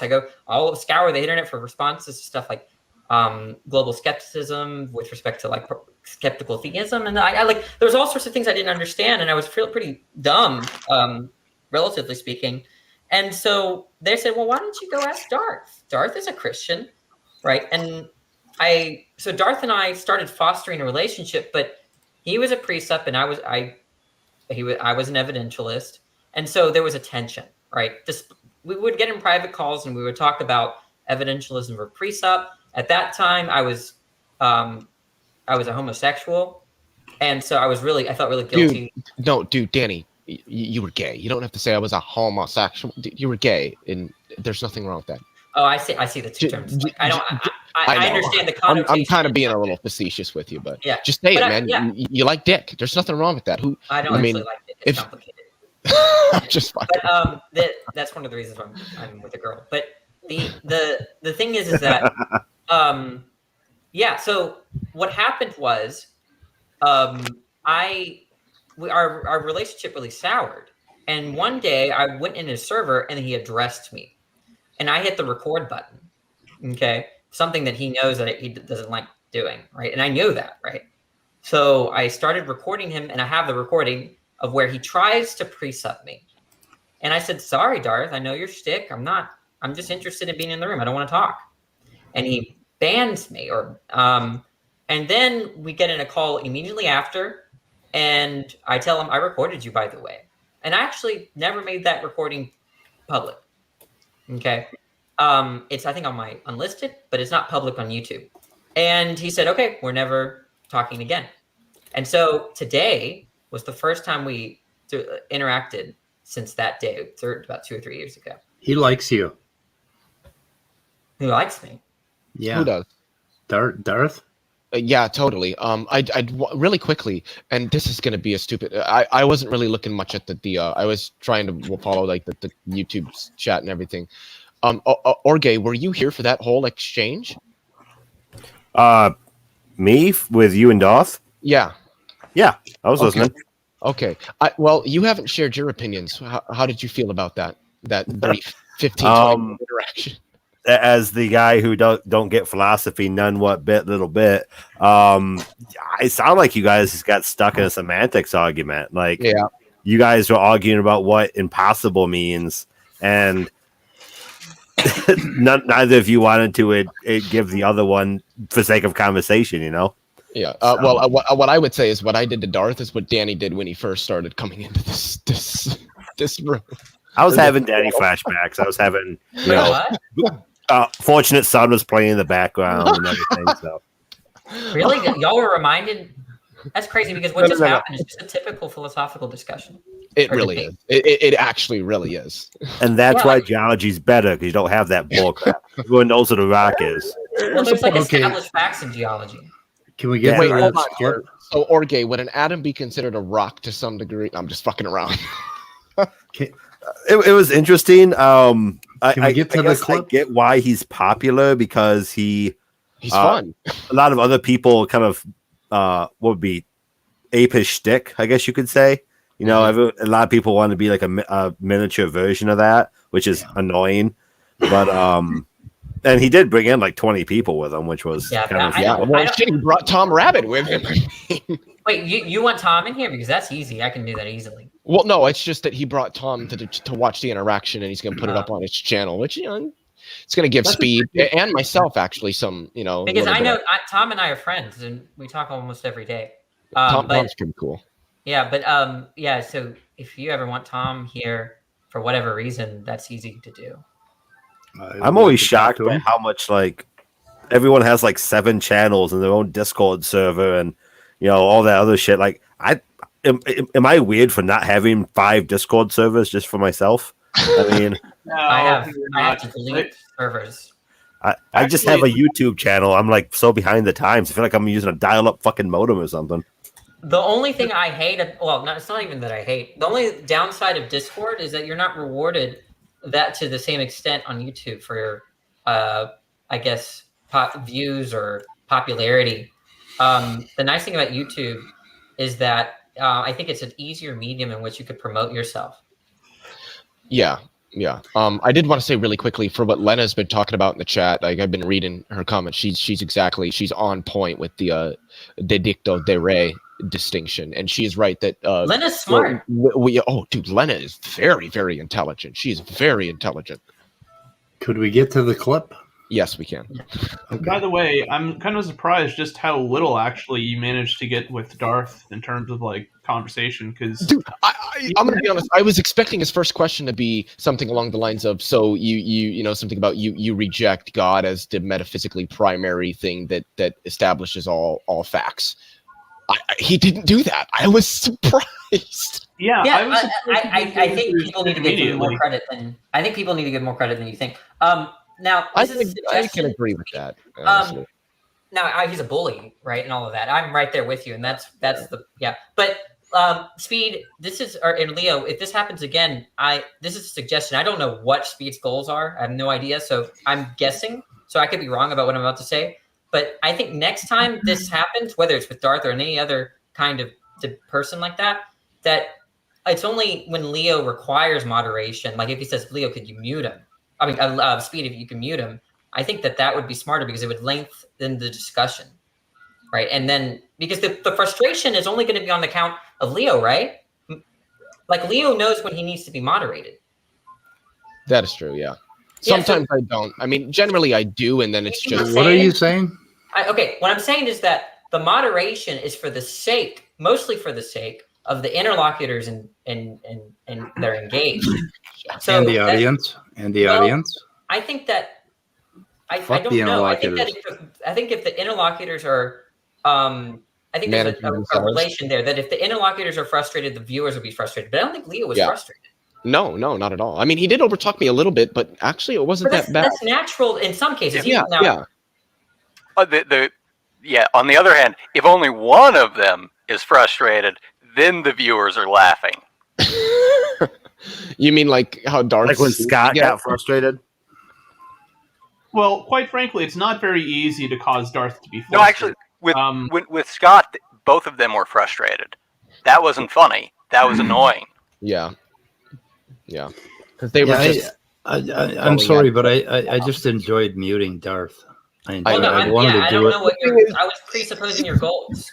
Speed kept muting him right as I was finishing up, and Darth was going to answer. But I feel I was trying to do my best, Leo, because you run on a little. Usually you go on a little. Yeah, I can run on big time.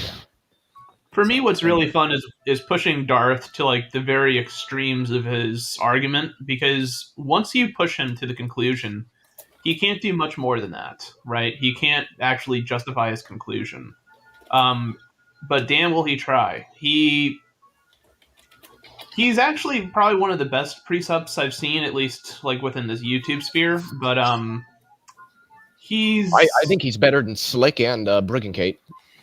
Honestly, I think Slick prefers more of an evidential approach. If memory, Slick is all over the place with what approach he takes. Oh, so yeah, Slick is well, Slick. I don't know. Actually, I'm trying to think. I kind of think Slick is more of a sleazebag than Darth.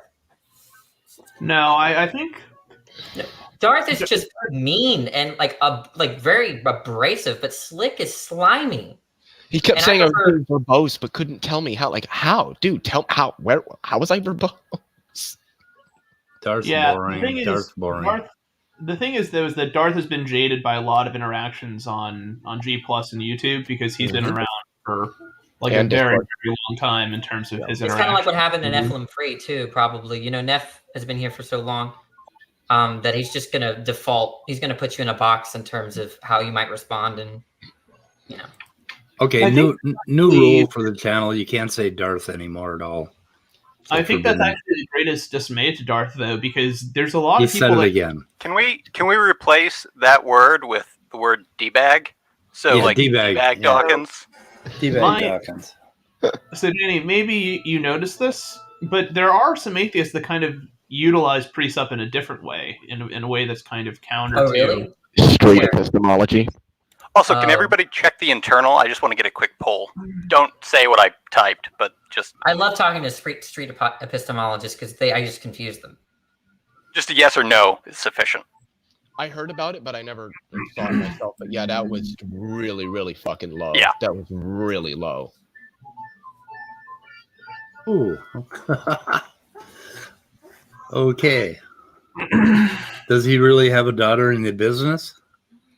You see, now I just said don't actually say what I posted. Now everybody knows what we're talking about. I'm sorry. I mean, his daughter's a lawyer, and you shut the fuck daughter's a lawyer. I'm sorry. Well, no, I mean, his daughter's a lawyer. CRISPR, there's a rule with me. If you say something, it'll fall right out of my fucking head. Wait, everyone knows this is common knowledge, though. Yeah, I know. There was Ask Me Anything, so yeah.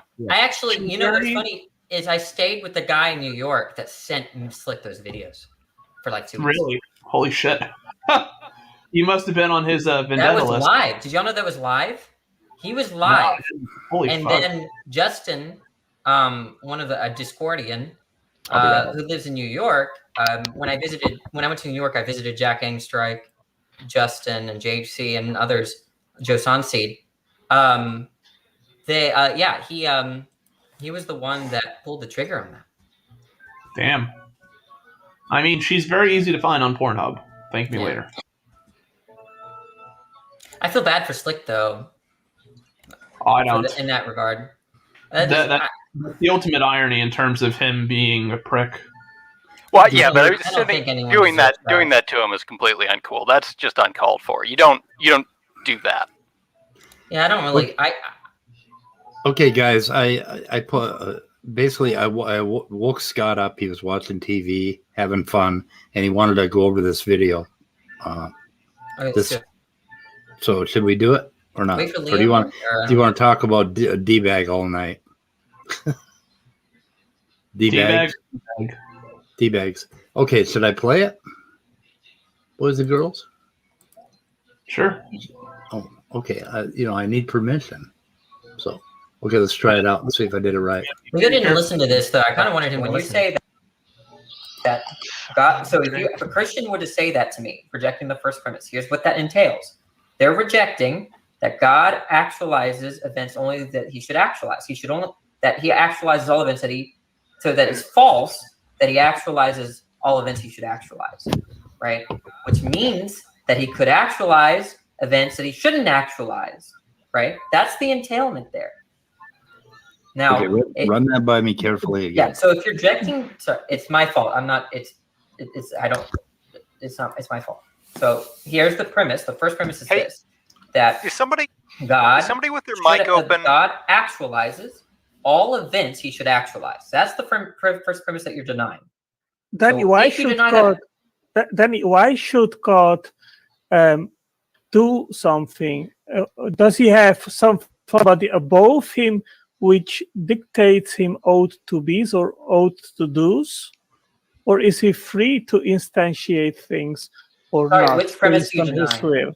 The Which first premise are you premise. denying? Okay, so you're denying that God actualizes events he should actualize. That means that God could actualize an event that he shouldn't actualize.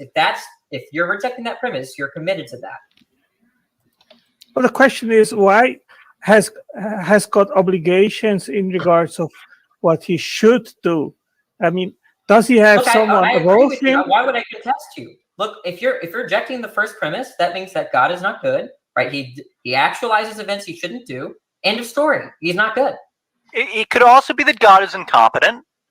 Well, then, sure, we can. Then either one. Which one is it? Well, that's just word salad. What you are saying, Danny. Are you rejecting the first premise? Well, because God doesn't have anyone above him, which says what he should or should not do. I mean, Look, okay, that means you're rejecting the first premise, which means you believe that God actualizes things he shouldn't actualize. That's possible. God actualizes things based on his nature and his will. Does that mean? So does that mean yes? Does that either means the first premise or it doesn't mean the first premise? Which one is it? Your first premise kind of sounds like the beating his wife. When did you quit beating your wife thing? Right. It presupposes that God is good. Yes. Right. So if you reject that premise that God is good, then there's no problem of evil. And that you know what good is from God's point of view. I don't think you have to know that. Well. No, look. You're kind of suggesting that foreskin. If there's evil, it's not good. Let me take a crack. Yeah. He does all the things. Pause. Okay, just really quickly, Danny, just because I was downstairs, just so I understand the context. Can you give me syllogistically, because I know you already have that. Can you give me what your argument is here? Okay, here are the three premises. If you accept all three, God does not exist. If you reject one, then you're rejecting one of the four you're rejecting the omni God, or you're rejecting that there's evil, either one. Okay? Which both are big. Okay. Mm-hmm. So the first premise is this: God actualizes events he should actualize. That he only actualizes events he should actualize. That's the first premise. Okay. That's the premise that Artangeli and I are talking about right now. Yeah. Okay. Yeah. Now, the second premise is that there are events that should not be actualized. That's just, what does that mean? AKA evil. There is evil. Yeah. Yeah. But I don't use the words evil because it confuses the theist. Okay. Third, God actualizes all events. Okay. Another way of saying that is that God is sovereign. Yep. Okay. Very good choice of a word there, by the way. Yeah. Now, one of these three have to be false if you want God to exist. Okay. Is he going to reject the first one, that God actualizes events he only actualizes events he should actualize? Well, that means if he rejects it, then God can actualize an event he should not actualize, which means he does evil things. He's not a good God. And then God can't be good. Right. He either doesn't exist, or if he does, he's not good. Danny, can I make a recommendation in the future when you're presenting this? Yeah. Give that last premise first. The God actualizes all events? Yeah, because that's sort of a foundational one, and I think you should start with it. I think I agree. I think that's a fair revision, because that seems. Yeah, I think that's pretty good. That's a good catch there, CRISPR.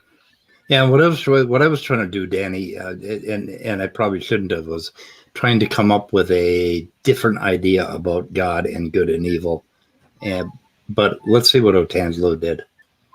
Oh, he quit real quickly, right? Like real soon. So just really quickly, Danny, what would the conclusion be? Oh, it's one of these weird arguments that some philosophers pull that's not in an Aristotelian form. Okay, I don't know the name for it. What it is, sometimes if you read philosophy books or papers, they rarely actually put it in syllogistic forms, right? What they do is they give you a list of premises and say one of these is false.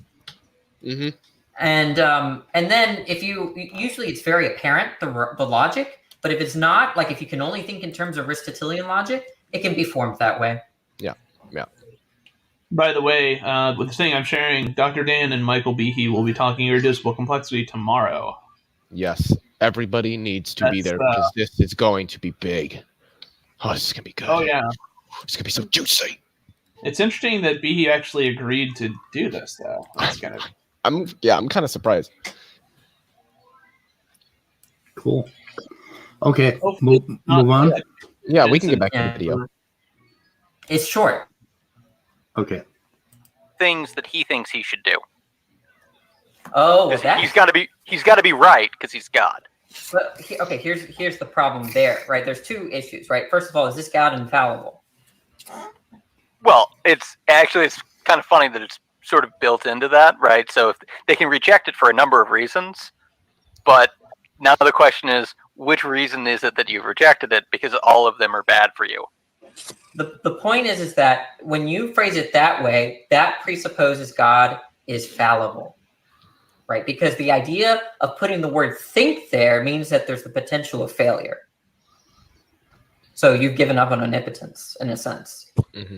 Well, if I can jump in really quick. The what? Sorry, what? I'd say the word try implies that the word exactly think or try. If I think that X is true, it doesn't make X true. But if God thinks that X is true because he's infallible, X what happened? X is just true. But the fact that you're getting at. Okay, yeah, I understand. That makes sense. But I agreed with what you said too. Hey guys, when somebody asks to jump in, give them a little courtesy. Midnight asked to say something.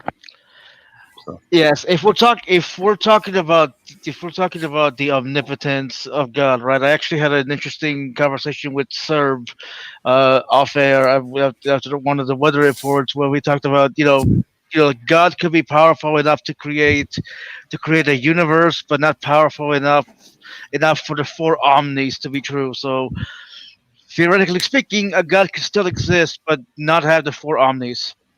Well, do you want to hear my opinion on that, or you just wanted to say that? Foreskin? I said it because I want to hear people's opinion. Actually, I did want to ask Danny on this. Do you think that one of the omnis, particularly like omniscience, entails necessarily omnipotence? No, but I'll tell you that I don't usually do this with theists, but I think all of them don't make sense. None of these things make sense to me. Omnipotence doesn't make sense. Omniscience doesn't make sense, and omnibenevolent does not make sense either. None of them make sense. I can make sense of them, but I mean, I can understanding how Danny analyzes things. I could understand why that's in his mind. He's probably going to be like, "What?" This is giving you credit to your thought process. The point is that I can't make sense of them, but maybe you have a different concept of what these things are, and then then you come to a different conclusion than I do. I thought long and hard about omnipotence, and it seems I don't think it can be saved. I think that the idea of something being omnipotent just is just so vacuous. It's like saying God does what he does. That's what it's going to reduce to. But humans do what they do too. Does that make them omnipotent? Can you not frame it as being God does all things maximally which are logically possible? Why can't I actualize anything that's logically possible? Because you don't have the power. You don't have the requisite that begs the question. Power is a modal notion. Yes. So you see what I'm saying? Look, they want to say that God can actualize the state of affairs in which the moon, revolves around Jupiter. Okay? God can do that. Mm-hmm. But if that's logical, I don't see the contradiction in me doing that. Because you don't have the power to think of it this way. Hold on. I can go lift 50 pounds in the gym. Can a mouse do it? Logically speaking, yes. Well, yeah. Logically speaking, yes. But can a mouse physically do it? No, but remember, they're using a notion of logical possibility when they're talking about omnipotence. They're not using physical possibility. They can't. Yeah, but what they're saying is that God has access to the requisite power, and I'm using that term a little loosely, to do all things that which are logically consistent and can be done. We theoretically can do the same, but we don't have access to the requisite power to instantiate those events. That would be like something that William Lane Craig would say. Look, I mean, obviously, I know I what have you're got my saying. own problems with omnipotence, but I know I'm what you're playing saying, devil's advocate. but little do you know that you're begging the question. What's Right? going on Repeat, here, okay? repeat what you said, and when you there are lots of synonyms for can't that I don't have access. Right? What's wrong, baby? That seems to me to suggest that I You can't want to do go it. outside? No, I don't think you did. Hey, how about we be muted when Just we're because I not don't talking? have access also doesn't entail that I can't have access. I would agree with that. Yeah. The point is that I'm omnipotent under this view. In what way? I can make any proposition true, logically do speaking. it. Do it. Put the moon around Look, Jupiter just right because now.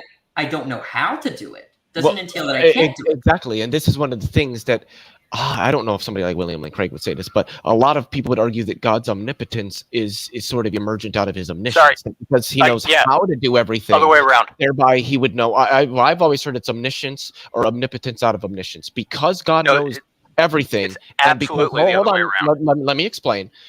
Because God knows everything, he knows how to overcome any obstacles that would prevent him from doing things, assuming they're logically consistent. So thereby, he has omnipotence as a result of his omniscience. Here's the problem. No, it's absolutely the other way around. That's a good response. I have heard it the other way around, but I don't think that's very popular. I've heard this response, and there's a couple things, right? It is true to distinguish propositional knowledge and knowledge how. Knowledge how is not propositional knowledge. Okay. Say that one more time. Knowledge how is not propositional knowledge. How to play the piano can't be construed propositionally. Because what knowledge how is linked to, guess what? It's linked to having a body. I know how to raise my hand. Okay. So if I can just say the thing that I wanted to say that Leo is responding to. So it's logically possible to know how to do something, right? If it's logically possible to do something, then it's logically possible to know how to do that thing. Yes. Right. So if you're able to do all things that it's logically possible to do, that would include know how to do the thing that you want to do. Right. You're equivocating on knowledge. You're equivocating on knowledge. On theism, on the standard Christian philosopher apologetics, omniscience is one kind of knowledge. Okay, it's propositional. You're talking about knowledge how. That's not propositional. Proposition. The problem is that knowledge how goes a lot deeper, and it goes into more basic and fundamental things that you could never know how to do. Except that I'm not is the thing. You're not what? Let me explain why. Okay. One of the things, if I say that I don't know how to play the piano, right? You can say that that's not propositional. Well, that's fine. It's logically possible that I could know propositionally how to play the piano. It is also logically possible. That's not possible. Let me finish the sentence. It's also logically possible that I could know how to actually play the piano. Why would you waste your breath when the premise that you have? Those are two separate things. The first one is contradictory. No, it's not. You can't. Okay. You don't want me to explain the contradiction to you? You just want to say no, it's not. What's wrong with you? Calm down, please. Okay. No, hold on. It's okay for Danny to object, but I'm not on amphetamines. His objection was unnecessary. Yeah, look, I'm just telling you that you do differentiate between knowledge how and propositional knowledge. Do you not, CRISPR? That was part of what I said. Right. Did you not listen to what I said? So does knowledge how have to do with simply an intentional state? So again, I didn't say that it did. That's why I described two separate things. Right, which means knowledge how is not simply a matter of an intentional state. It is a matter of a mental state understood, a mental state interacting with a physical state, having a body. Okay? God has no body. He can't have knowledge how. Think about this, right? Yeah. Let's take A causes B. A is fundamental. Is it logically possible for God to give himself a body? Christ. Well, it depends on your definition of God, right? The problem with this. Oh, Jesus. The problem with this. Okay, Let so me what I respond. just heard you do is you asked a good question. Because the answer is yes, it is No, logically it's possible. not. Let me explain the damn thing. Okay? The problem with what a body means is just a constraint apparatus. That's a body constrains a mind. God is not constrained. But could he constrain himself in some sense? Well, that comes down. Well, that's like the omnipotence paradox. Could God manifest a pair of hands that he controlled? Look, I can control the Dr. Pepper can in front of me. That doesn't constitute. I don't know why you didn't answer the question. I'm saying you're changing the subject. I'm not. I'm It's just a red going herring. somewhere with it. Okay. Could God manifest a pair of hands that he controls? Yes. Okay. Can a pair of hands that he manifests, that he controls, play the piano? Yes. Okay. So he could know how to play the piano with those hands that he manifests, yes? I don't think that's required. Is it logically possible that he could know how to play the piano with those pair of hands that he manifests? Is it logically possible? I think he knows. The answer is yes, obviously. Look, there's a lot of confusion here. How a thing works, knowing how a thing works, is not the same thing as knowledge how. Look, he can create a pair of hands and knows how the hands Hold work. on, just really quick, Danny. I want to make sure that I'm understanding. So I want you to tell me if this analogy is good or if it doesn't work. That you might know how an internal combustion engine works, but you might not know actually like how to tear one apart or put one together. Or is that a bad analogy? Yeah, the idea of knowledge. Yes, I know. Which is specifically why I distinguish those two things in my initial statement. Why would you conflate them? I didn't conflate them. I said that they were separate and that both are logically possible. Okay, so no. Look, if knowledge how requires a body, okay? Or manifested hands. No, the body manifested hands are not bodies in this case. That's what I was trying to tell you. No, it doesn't require a body. It requires a physical way of interacting with the piano. I think Danny would say some sort of physical constraint, maybe. Would that? No, it doesn't require a physical constraint. It requires a way of interacting with the piano. That's how you play the piano, is you interact with it. You interact with it in a very particular set of ways. That's how you play a piano. If you understand how a thing works, that implies propositional knowledge. You understand that, right? Yeah, that was the first thing I said, and then I said there's also a second thing, and that both are logically possible. Wait, hold on. Just really quickly. Requires a body. Hold on. So no, it doesn't. It doesn't. It requires a way of interacting with the piano. It requires a way to interact with the piano. It doesn't necessarily require a body. It requires a way to interact with the piano. I don't understand. Okay, let Leo have a crack, and then I want to have a crack. That's not my fault. Because I've explained it 5 times, and I think everybody else understands what I'm saying. You're the only one who doesn't. I can't say it a different way. I've already said it so many times. I can explain to you why, right? Okay, let Leo have a crack, and then I want to have a shot at this. So, Danny, you're distinguishing between knowledge how and knowledge that, correct? Yeah, I think. Well, I want to distinguish. Knowledge that is propositional knowledge. That's what that is, right? Yes. Yep. Knowledge how is completely different, and like CRISPR said, it's not the same thing as knowledge how a thing works. Mm-hmm. Knowledge how a thing works is knowledge that. Okay, and that's the confusion. Wait, say that one more time. If I knowledge how a thing works, how a system works, that's propositional. But knowledge how is different. How to piano, right, requires an intentional state. So just really quickly, knowledge how something works is different than knowledge of how to utilize something. Like how to play the piano. Here, let me demonstrate. Let me demonstrate the exact idea. So knowledge how a piano works is different than knowledge of how to There's another play synonym the for this. piano. Competency is another competency knowledge. You can Google it. That's You're back to Mary's room, Danny. No, it's not. This has nothing to do with it. All I'm trying to do is just let me demonstrate the point. Okay, I'll demonstrate the point right now. All right, so here's how this works.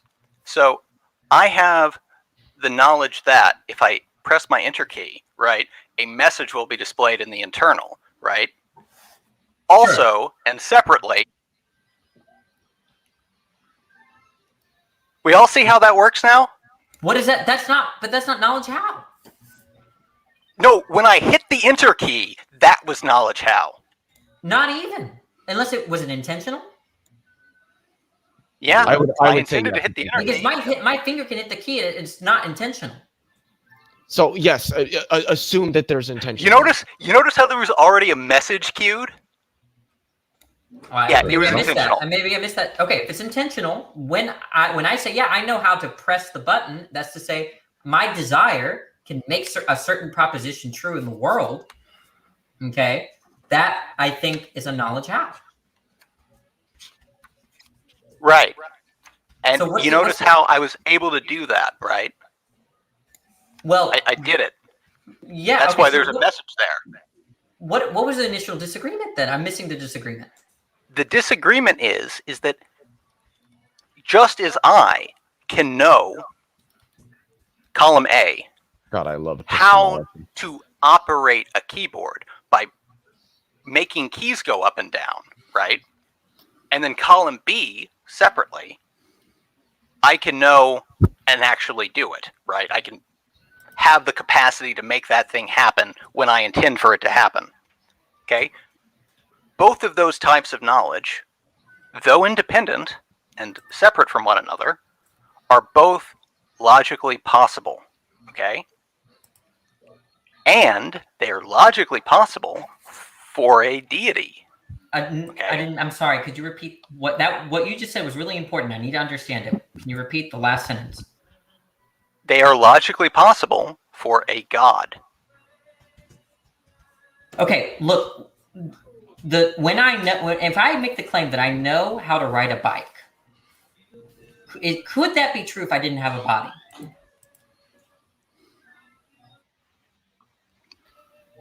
Well, if you had the capacity to manifest a body, then yes.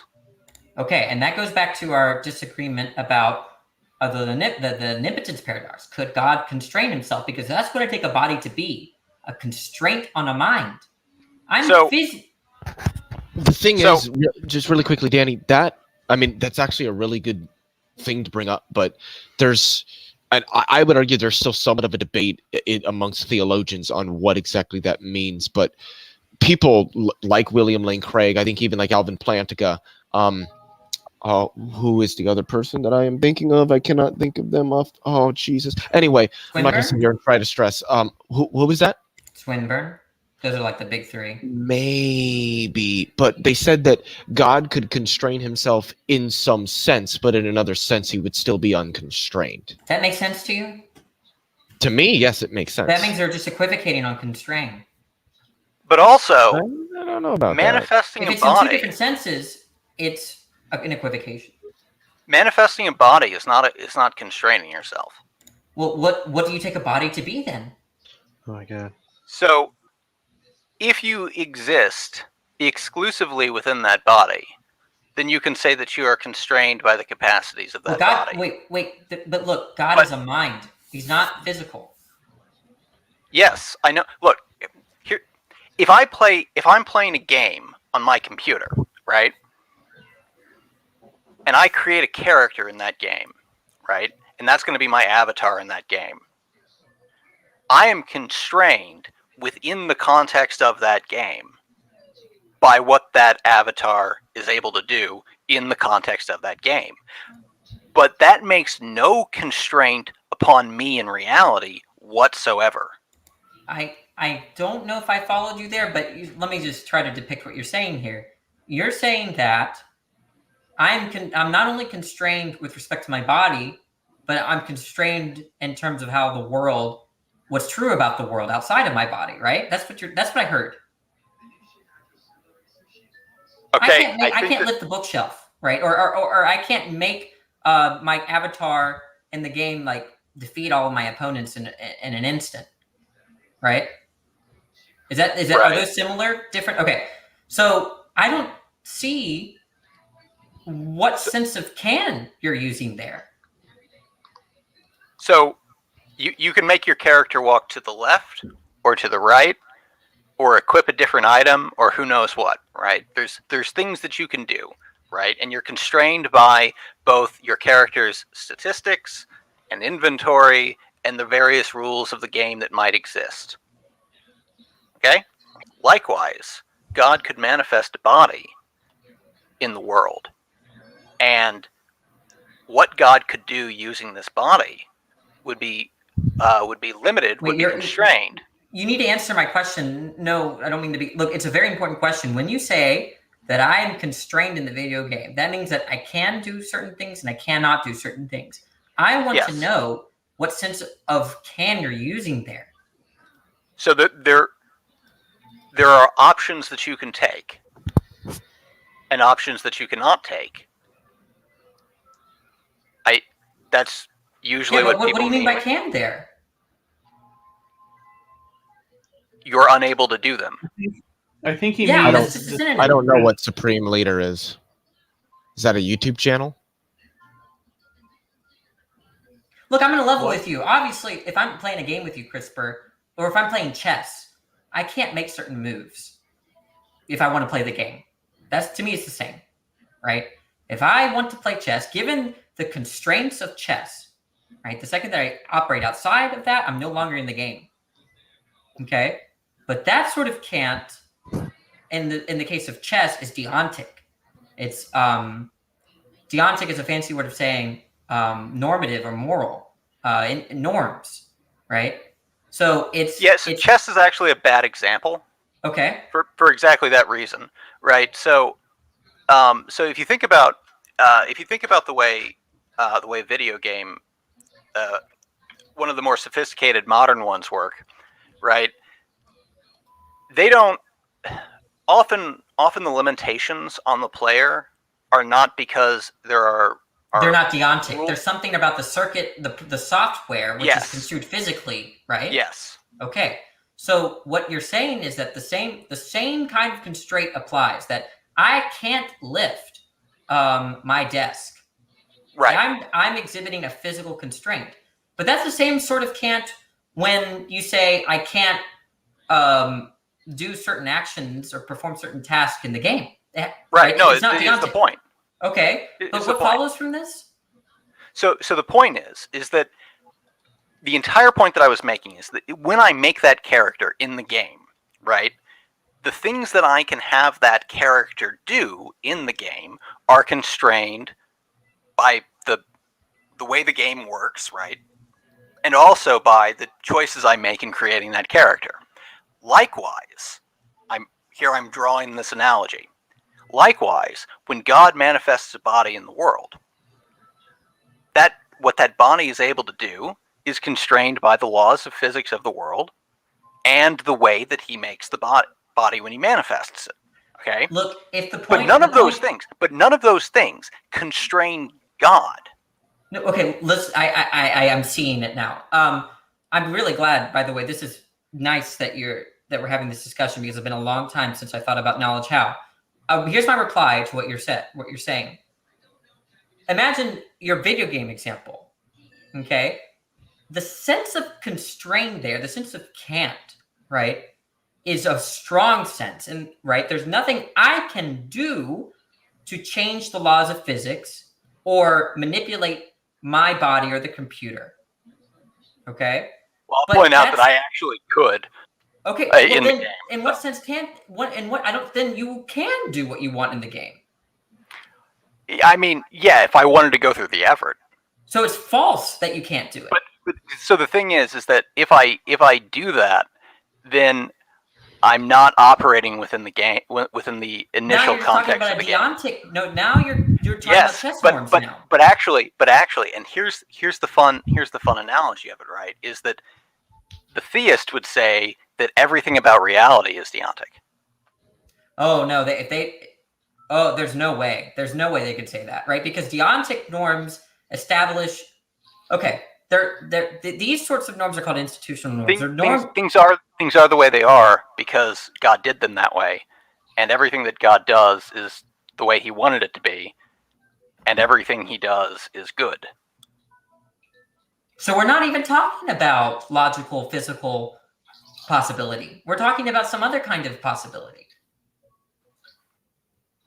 Well, so again, the point is so He's not omnipotent in that sense. Then what happens? It's actually even worse for omnipotence, right? It becomes God does what He does again. Now, No, yes, I no, that I agree with you on. Yeah, but we're talking What about what I was talking about, what I was talking about is just that if you have the power to, if you're able to do all things that it's logically possible to do, right? That would include knowing everything that it's logically possible to know, right? That omniscience follows from omnipotence. That was what I said initially that started all of this. Yeah, I honestly don't follow the reasons why we got from that statement to here. Yeah, I don't really blame you. Philosophy. I really don't blame you. So let's kind of start over here for a second. So where our disagreement is, so far we don't disagree that propositional knowledge and knowledge how are different, right? We don't disagree that, okay? So you're expanding the notion of omniscience to that, okay? And you're saying that's perfectly coherent, okay? Most theists are not going to say, for whatever reasons, I haven't really explored why theists themselves think that it's just propositional knowledge rather than knowledge how. Remember, there's the other kind of knowledge, experiential knowledge. They definitely don't want to say God knows all experiences because there's the experience of guilt, sin. He doesn't have those, okay? So we're left with, okay, is it coherent? He does have the propositional knowledge of it, but not the experiential. So I'm I'm really interested in what the theist would reply, but here's what I would reply. Why the theist can't take that notion of omniscience, that it has to simply be propositional, okay? And I'm making the claim that knowledge how requires a body. And you're saying, no. Knowledge how, while it's distinct from propositional knowledge, does not require a body? Or you're saying that God can assume a body so that it's sensical to say that he knows how to do something. That's what you're saying, right? Yes. Okay, and then what is a body exactly? Okay, now one thing we know is that it seems implausible. Although there are philosophers that do argue, and it seems implausible, but I'm sympathetic, that we can understand the whole world as our body. Now that's unintuitive, and that gets into the weeds. We're not going to go there. So bracketing that conception of a body, okay? A body is a thing in the world. That's to say, it's not the world itself. So what's to distinguish a body and the rest of the world? And for me, the only way I can understand is that a body constrains mental states. Yeah, but I don't think the theist would agree with that. Okay, so what are they going to say a body is? Jesus had a body, which is to say that he was constrained in some way. Now, if they're telling me that he's still omnipotent, or that, let's just loosen up the word here, that he can still do anything, that is a contradiction on my view. So the thing that I was objecting to was that the part where you say it constrains mental states, right? Yeah. So if my mental states exist and are able to interact with the world only so long as my body is working, right? Then you can say that there is a constraint on the mind. Say that again. You're saying that. So my mind exists. So that theists are dualists. So the mind is separate from the body. But if the theist would say that the mind is constrained within the body to such that the mind can only interact with the world through the body. So when the body stops working, right, the mind can't interact with the world anymore. No, they can't accept that. They cannot accept that, right? Because God, at one point, was a disembodied mind. No, I mean exclusively for non-God entities. Oh, right? That seems like special pleading. Yeah, it's theism. So all special pleading. Okay, but if you're saying that God has knowledge how because of some unknown property of God, then that's just special pleading. Yeah, but I'm doing this within. So I'm not a theist. I don't believe any of this. I'm trying to do this internal. What are you talking? Look. We're both doing this internal to what the theists. Right. That's not important. The point is that you have a certain rendition of what they might think, and I'm saying it's incoherent. That's my claim. Well, so the thing is incoherent from the start. So I'm saying no, it's not, right? Not prima facie, right? Prima facie, what if a theist goes to a random person and says, yeah, God has propositional knowledge and God has knowledge how? Most people are not going to think about the distinction as to come to some kind of incoherent I don't see that as being incoherent, no. Yeah, so that's where our disagreement, right? I'm saying that your defense of that coherence requires special pleading.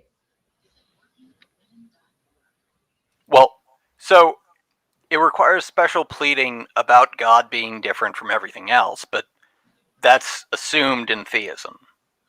No, but let me just say, look, the response I'm saying, here's my argument, and you're saying, well, no, God's essentially how I'm interpreting you. I know you're not saying this directly, but this is what I'm hearing, and maybe you can correct me. I'm hearing this, that no, Danny, I see what you're saying, but no, God has the sort of knowledge how that makes it not incoherent. That's what I'm hearing. That's what special pleading is. That's the result of it. No. So the thing that you were saying with special pleading was that the limitations of the minds being constrained in their capacity to interact with the world by the limitation of them of having a corresponding body, well, that same constraint doesn't apply to God with special pleading. Right. Yes. Right. Okay. So there are now God is the one imposing that constraint on the other minds. Not okay, but not directly, right? Presumably, they're all laws of nature. There's a uniformity of nature. Well, no. So again, the uniformity of nature is only affecting the bodies, not the minds. Yes. That's on the theist view, correct? Yeah, right, exactly. Yeah, okay. So God is directly constraining the minds to only be able to interact. Wait. You said that the uniformity of nature is constraining the mind itself? No, it's only the body. Only the body. Right. Okay. So God is the one constraining the minds into the bodies. No, that's what you call parallelism. Okay, which is to say that God, for every time you act, like let's say my belief or my desire to drink water ends up me grabbing a glass of water, that God is in the midst of that causation. That seems consistent. Is that what you're saying? Yeah. Okay, so let's just grant it. I want to grant it because I think that's plausible on theism. It seems like it is to me as well. But I don't know any arguments against it. So I could be, for the record, I seems like that's what the Holy Spirit's up to, right? I don't know. I thought the Holy Spirit was a kind of like. I have no idea. It's never made any sense to me. I thought it made sense to me. I mean, just the simple. What is Leo laughing at? What Crisper said. Seems that's what the Holy Spirit's up to. No, I just take the Holy Spirit to be an object given to one's intuition. So just like time is given to that doesn't seem very the Holy Spirit's given to me. What? That doesn't sound very personable, does it? Seems a little hairy on. No, but that's what the Christian thinks, right? That the I don't see the problem. Your average Christian does not think much about what the Holy Spirit is. Are we going to change the subject? I'm super interested. Let's get back to what we were shut up. So let's grant parallelism. Yes. Okay. So God constrains the mental causation, agent causation, right? No, agent causation is not a good. That brings in other stuff, but mental causation, right? I think the word we're looking for is he actualizes the connection between mind and body. I would say I think that might be a poor phrasing, but I think you know what I mean. It's not poor phrasing. I think that what you're saying though is something like God's ontologically required. Right. Sure. Right. But that's true on theism. That's true of anything that exists outside of God, right? Unless you're, I think so. Yeah. A Platonist. There are Peter Van Wagen's a Platonist, but I think that there's a minor distinction here between ontologically required for the mere existence versus the sustained existence, right? Okay, maybe I just need to hear you out. What does parallelism do to make knowledge how coherent on God's omniscience? That's what I want to hear. Oh, sorry. This is this is a separate question, because what you were saying, if I understood you, was that it's incoherent because it's special pleading. No, that it's a not special pleading to me is a non-answer to the question, right? Right. So it's the same. So the point that I was making is that you have the type of body that God could manifest, that could allow him the knowledge how, right? That the fact that God can manifest the body allows him having the knowledge how to be coherent, right? And then you have all of these other bodies. Okay. And these the minds you're saying that it's are not special the minds pleading that are because there's parallelism, right? That's what distinguishes a God mind and a human mind. Is you're appealing to when there's a mental event followed by a physical event in God, there's no parallelism. But because it's just him doing it. It's him doing it for himself versus him doing it for you. So I missed the very first part of this. Why have we determined that God would need a mind to make a keyboard go down, like keys on a keyboard? Well, no. Or a body. I guess what you missed is, does it make sense to say God has knowledge how? And that's another. If you want to, if for anyone that wants to look that up, I think the SCP. I cited the SCP on knowledge how, which talks about knowledge that as well in the YouTube side chat. And I put that in the description. But awesome. Cerberus brings up an interesting point here, which is that. What did you say? Let's imagine that I have telekinetic abilities, right? And that I can move things around with my mind, right? Just grant me that ability. Oh, say that one more time. I just pulled up the SCP article on knowledge. Let's say that let's imagine that I have telekinesis, right? That I can move things with my mind. Okay? Okay. So if that's true, I can push the enter button down with my mind. I can make it move up and down with my mind, right? I'll give you the option here. I think I know where you're going with, but do you want to complete it? Because I think I know what we're saying here. Unless you want to continue line of I think inquiry. you're right. You're probably right, because I'm about to say, now get rid of the body. Well, I didn't wait. Maybe I missed it. I missed it. So if I can move it with my mind, do I have knowledge how?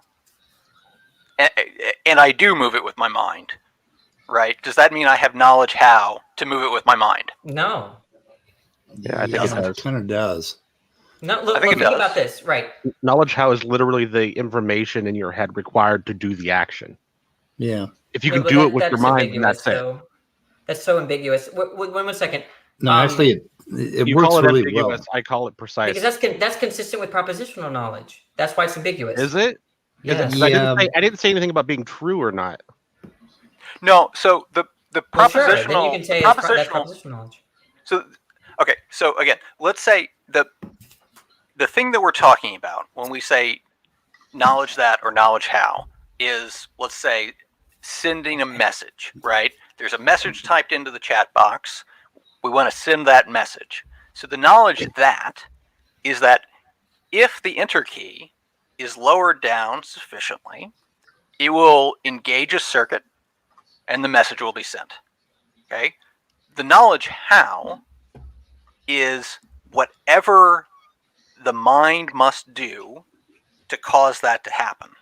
Yeah, it could be to make my finger push the enter key down. It could be use my magical telekinesis to make the enter key go down. Either way is still knowledge. Wait, use what? My telekinesis. Look, that's the confusion there. Okay, I think that's sort of my point. That knowledge how requires use. Yeah. I'm right, but you're not using telekinesis. Wait. Hold on, Danny. When you say requires use, do you mean is expressed in like some sort of performance? I have to explore it. I'm coming up. Look, I haven't thought about this. Just because I understand knowledge that to be like what it is it's informative of a thing, like what a thing is, whereas knowledge how is but that knowledge how is knowledge that is expressed through some sort of performance. It is knowledge that is contained within doing something, Look, or the let me ability to do highlight it, not the notion of necessarily use. doing it. Right, that's Yeah, important. yeah. So I'll tell you exactly where my mind goes when we talk about this. So I used to work in a lab that used made extensive use of an animal model. Because of that, I have dissected a large number of mice. All right, maybe wondering where I'm going with this. So, if you want to collect tissue from a mouse, I can tell you where that tissue is, what it looks like, everything else about it. Right? That's knowledge. Yeah, like if I tell you, okay. But here's the thing: is that actually collecting that tissue? It's a lot more than that, because the health of the mouse will make it look a little different, but more importantly, the exact way you position the instruments and the exact amount of force that you use, it's very specific, right? And it's a muscle thing, right? You've got to just know it. And when I say know it, I mean like it gets to the level where it's just instinct about here's how much pressure I use to remove this thing. Because if you use the right amount, it'll just peel off. But if you use too much, it'll rip one way. And if you use too little, it'll rip another way. If you use just the right amount, it'll peel. And that's what you want. That's knowledge how. Yeah, like, I think that's look, I think I know how to formulate my argument now. Here's the idea that we'll take it very simple. A causes B. A and B are simples. They're fundamental. They're not further reduced. Okay? How did that happen? The question is nonsense. Why? There's not an answer to it because it's fundamental. It's a fundamental cause and effect relation. Okay? And so we substitute. A is God's mental state. B is a new worldly state. Okay? To say that there's a how there, right? That, like, in the case, if you're using telekinesis, you've postulated a new kind of thing that God is namely using, like he would use a body. Okay? When you use a body, suddenly it doesn't become A to B, it becomes A, insert body, then to B, new worldly state. Okay? And so you might not know anything about the body to get from A to B. Like, I just raised my right hand. There are all sorts of causes in between my intention and then my raise of my hand actually being a certain height above the ground, which would be B. And the reason why I call it knowledge how is that there is a medium, right? And which I don't have to know anything about, but I know that it happens, and I somehow know how to do it with. Wait, go ahead. Would knowing the nature of the medium make it not knowledge how? Well, that's the thing. There is no nature to it. That's like asking, what is the nature between a cause and effect? So what I mean is, so you say that it operates through a medium, and you don't know about the medium because there's so many intermediates. The idea of knowledge how implies that there could, there's some kind of thing in between the mind and what you're making true. Sure. I don't think this is relevant. My bad. Look, here's what I'm saying.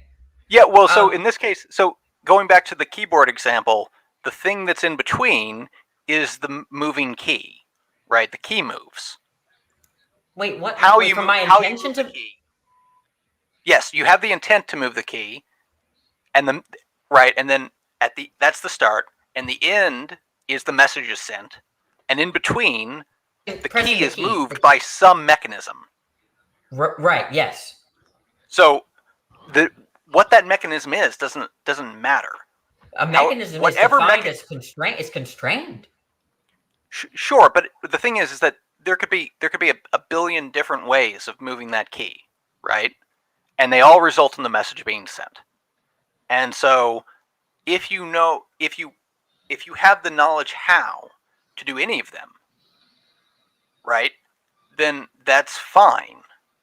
So it's not about having the knowledge how to do all of them, right? Because like if I were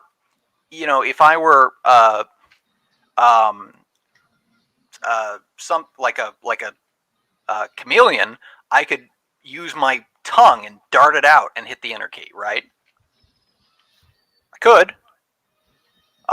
Wait, now I know. Wait, we're talking about things we agree about. We agree that for knowledge how there's a body. We agree on that. I don't know why I'm arguing that. I was just using. No, we don't agree with that. Oh, because okay. what I was saying is that with the telekinesis example, right? That's the mind using telekinesis to make the key go down, and then the message is sent. No body required. So there's a question of whether God knows how to do that. Well, I'm saying that it's logically possible for God to know how to do that, if it's logically possible for that to happen at all. Yeah, look, do you know how to... Look, I think the idea here is that when can we say knowledge how doesn't apply? Okay, so you're saying there could be knowledge how. So if an entity intends a thing, right? Yeah. And then that thing happens as a result of the intent, right? Yeah. But immediately, like in the same way that a direct A causes B, no in between causes, no in between entities, right? That you're saying there's a sense in which if A is the mind, the mental state, and B is some new worldly state, that it's sensical to say that A knew how to do B. Okay, look. Think about it. I think you're thinking about this in sort of the wrong way. Okay. Oh. So is it logically possible for God to make the enter key move up and down? Yes. Okay. So God could have the intent for the enter key to move down, right? Yes. Okay. So could God have the intent to send a message by making the enter key go down? Yes. Okay. So if God has the intent to send a message by making the enter key move down, and then through that intent, the enter key goes down and the message is sent, how does God not have knowledge how? Because I say, I'm telling you, I have a specific concept of knowledge how, right?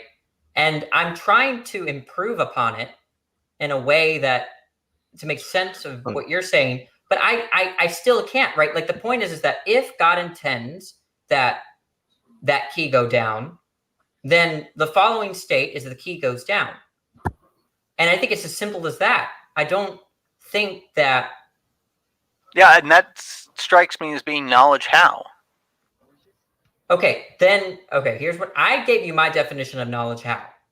Okay, and so I'm willing to revise my notion, because remember, my notion of knowledge how, because mainly through examples, really knowledge how is pretty complicated in terms but yeah, I agree. But so it seems like every example that I've ever heard of knowledge how, it's basically about doing it. Yeah, you're talking about a behavior. Well, so can when God makes the key in? go down, that's his behavior. He does it. That's it. Can I hop in? No, it's not behavior. Really quickly. I'm gonna take off. It's 10:40. So I'm gonna take off, guys. Leo, do I have to crop that thing for you? I think is Speed here. Yeah, we killed Speed again. God damn it, Speed. We philosophy. I'm here. What's up? Are you gonna crop out the video of me and Darth's interaction, or do you want Danny to do it? I will do it. Okay, Thank awesome. you.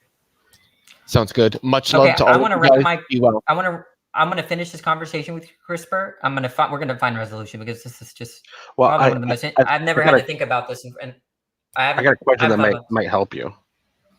Well, 1 second. Let's just. I want to hear it. Let's just let him go for it. I want to listen to him, but I want to remind everyone of the goal. My definition of knowledge how requires bodies. The claim here is that that's myopic. We can have a sense of knowledge how without having bodies. That's what we're talking about right now. Okay, go ahead, Kip. Okay, so it's a series of questions, and they could change based on the answers, just so you know. So, what is it about the body that makes it a requirement to you? What is it about the body that makes the requirement of knowledge how? Yeah. Oh, it's just analytic. It's the idea that knowledge how, if I know how to do something, I know how to behave. Behavior, I take to be a bodily notion.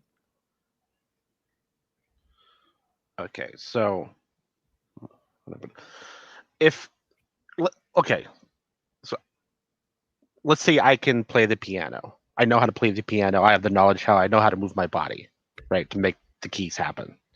Now, if you handcuff me and wrap me in a rug, do I still have the knowledge how? Yes.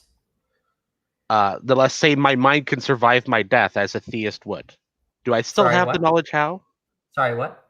Let's imagine that my mind and my spirit, what is me, that it's not my body, survives death like a theist thinks it can. Okay. Would I still have the knowledge how? Seems like you would. Okay, is it possible that God has the knowledge how about bodies and all this other stuff without actually having one? Then? And that's the question, right? I am saying no, because he can't have a body. Well, but why would he need a body then? Because I just showed that it's not a requirement to have a body to have knowledge how. Would he not know? Would he not be able to have that knowledge, like what it would be like to have a body? Oh, I see. Okay, so you're saying that the fact that I had a body and then I become disembodied, that I retain the knowledge how, shows that a disembodied mind can have knowledge how. Yeah. And then I moved on to say that God would know intimately every single last little detail about how a body works. Why could he then not have knowledge how of in a particular sense of using a body to play a piano, even though he doesn't have the body? But it seems like that's going to be counterfactual, right? Like, the idea is that even though I have the knowledge how, okay, so I see what you're saying. This might be good. And I'm going to think through it. The idea is that if I had the knowledge how, I become disembodied. I still retain the knowledge how, but I can't. I don't no longer have the ability to wait.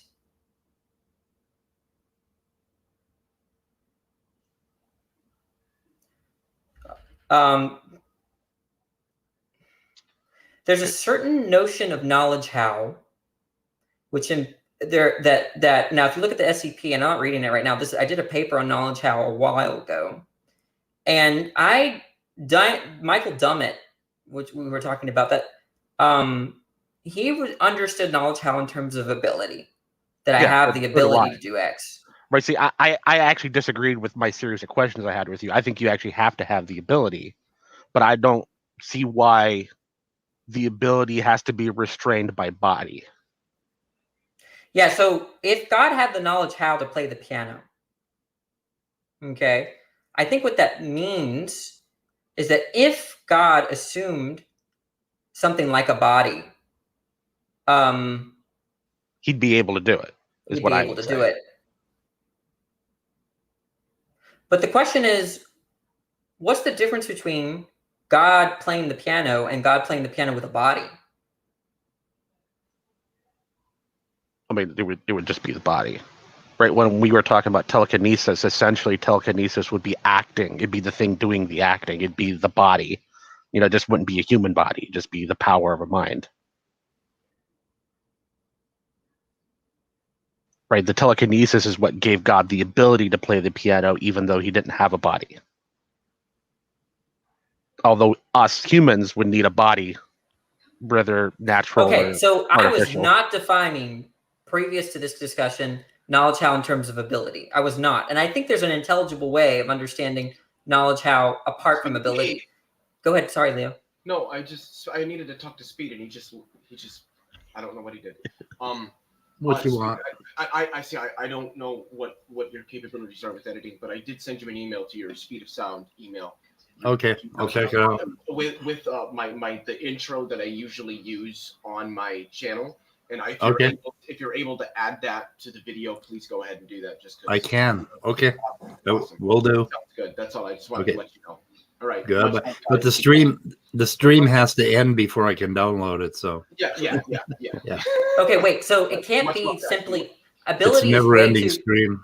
ability is way too ambiguous because the idea is that a volcano has the ability to destroy a city, and it doesn't have knowledge how to destroy a city, right? Well, So yeah, it's because going to be knowledge would require mind. right. So it's an ability of a sort, and I'm not so sure how to describe it. Right. Well, I think mind is an assumption when we talk about knowledge, right? You're already in the frame that mind exists. When you're talking And about that's knowledge, and that's what you're talking about when you're talking Mhm. about knowledge how. To talk about knowledge how without a mind doesn't make sense. right, of course. But I'm just saying that I can't just understand knowledge how in terms of abilities. What I'm saying is that the point of me saying that was that okay, it's ability. If we subsume ability, God has the ability to do things without bodies, right? Yeah, that's what we were getting at with the Okay. telekinesis idea. But then he also has the ability to do the same things with bodies, right? Yeah. So now the question is, what's the distinction? I don't. I think it's the same kind of knowledge. It's just different ways to do the same action. Right? Because I have the knowledge how to play the piano with my fingers. That's knowledge how. But I could also technically learn how to play it with my toes. Yeah, I feel like when I'm saying knowledge how, I'm saying I have the ability. I have the mental ability to behave, as I said. So I know how to behave in a way where okay. So yeah, no, that's my question. I didn't. So you're gonna have to respond again because I didn't get it. When you said, what was the distinction between having the ability to do X versus having the ability to do X through a body? Well, I was translating where telekinesis would be.